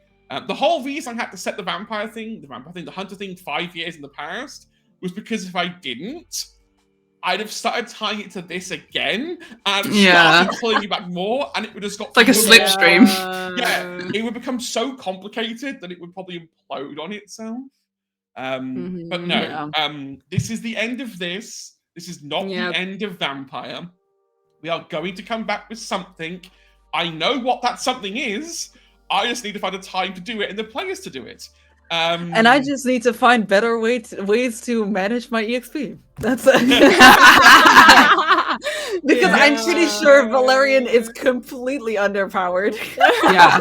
Yeah. 100%. Yeah. Oh, definitely. Oh, none of you, I don't think any of you were spending your XP towards the end. I was spending my XP. Like, I wasn't keeping track at all. I was trying to keep track, but I was spending it for sure. I was not keeping track of it or spending it, so... I will keep a track of it next time. I will have a tracker on a spreadsheet that tells you how much you've earned and how much you've spent, so you can figure it all out. Amazing. But no, for now, I love this. Yeah. I have loved this. Hey, you out there, I'm looking into the camera. Thank you so much for watching. If you're here at all, like, and if you have been watching, even VOD watchers on YouTube, thank you so much. Like, we appreciate it. Even though we don't have like direct interaction with you, we love it that you watch. And at least I do. Let me speak for myself. I do too. I think everyone is. I love it. People watch my stuff. How dare they? Well, Well, I love it. I love it so much, and thank you Also- so much. And I hope you enjoyed. Another Mwah. shout out to, of course, our amazing artist, Potato Drawings, who did our character art. Yes. Oh, yeah. Exactly, our Yeah. amazing character art. In the Thank you so overlay at the much. bottom, you'll see the apps, so you can Mm. find them everywhere on the socials. Yes. The only good Absolutely. thing about a new campaign means I get to get new art done. Hey. My bank account is not like that, but I do. Mm. Amazing. Only because I know he won't otherwise. Hedge also needs to do an outro because Yeah. Yes. I mean, running the I whole can't- game, like Yeah, Outro, and then take us out of here. Do you want me to tell you every character I've played? just a quick synopsis. Let's go. Yeah, we'll start. Should we do it alphabetically? Asta, no. I'm Hedge. I use he/him pronouns, and I apparently run the madness in this world. If I you do. wasn't Malkavian by the start of this campaign, I definitely am now. Yay. Yippee. I've had the pleasure of writing and workshopping and role-playing with these amazing people for the past 30 episodes, plus the additional 10 from Towerfall. This has been a significant part of my life. I think this is the first time in history I've ever done a big project in my life and actually finished it. Normally, fate will throw something in the works and it will derail. Like, this is the fourth time I've tried to do a long-term campaign, and you get to episode 8 and then scheduling just blows everything out of the water. Which it did. It did For us as well. Don't worry, Yeah. I had a panic attack around episode 20. It did. Where it was Yeah. like, shit, this might be the end of everything. So we're glad we're still causing stress for you. You're welcome. Yeah, I'd like less of that in the next campaign, please. We'll pick a date we could all do. Good luck. Good luck, yeah. Even if I have to lug a satellite to a LARP convention, I will. Oh my I will gosh. get satellite internet there. I will set everything up, and I was like, I don't Crazy. care if this is Renaissance. This is a fucking laptop. Is going to stay there, and they're going to fucking role play. Oh my god. Screw this shit. But no, it's been a pleasure, an honor. I hope everyone at home has enjoyed it. I know you've all enjoyed it. I guess the only thing left for me to say is look after yourselves, be well, stick around. We have a lot more stuff coming up. We still have a hunter game tomorrow. How the fuck am I going to run that after this? More stories to tell, yes! We have a return of our magic campaign. Unofficially, it's not been fully announced, but it's been finalized. I'm just setting up the final date for when we start running it. So more magic shenanigans. I may have also, on that note, accidentally taken my magic universe and the World of Darkness universe, and I might have accidentally stitched them together when I realized that actually there is I've made vampires in the magic world, and they eerily respond like World of Darkness vampires, and I may have written world lore for London that, if you read it, would look like a really bad fan fiction of this campaign. Oh my god. Hilarious. But yeah, I may have accidentally done that. So if I ever want to traumatize a bunch of teenagers, I know I can ring up Blue and be like, hey, you want to traumatize some teenagers? Hey! Always What? willing. Oh, so I'm not here? Okay. and That's cool. That was then it's like, where's my chance to Yeah, traumatize where's- people? Where's my chance For me, to it be wouldn't there work. as, like... Because Dom would befriend these teenagers. Yeah, just make friends with them, 100%. Don would just create a whole new like hippie club for himself, full My of hip God. young teens. But no, I did do that. But anyway, I digress. Look after yourselves, be safe. We'll see you soon. This is not the true end. It never is. Until then, we'll see you again soon. Bye, bye. Goodbye. Bye.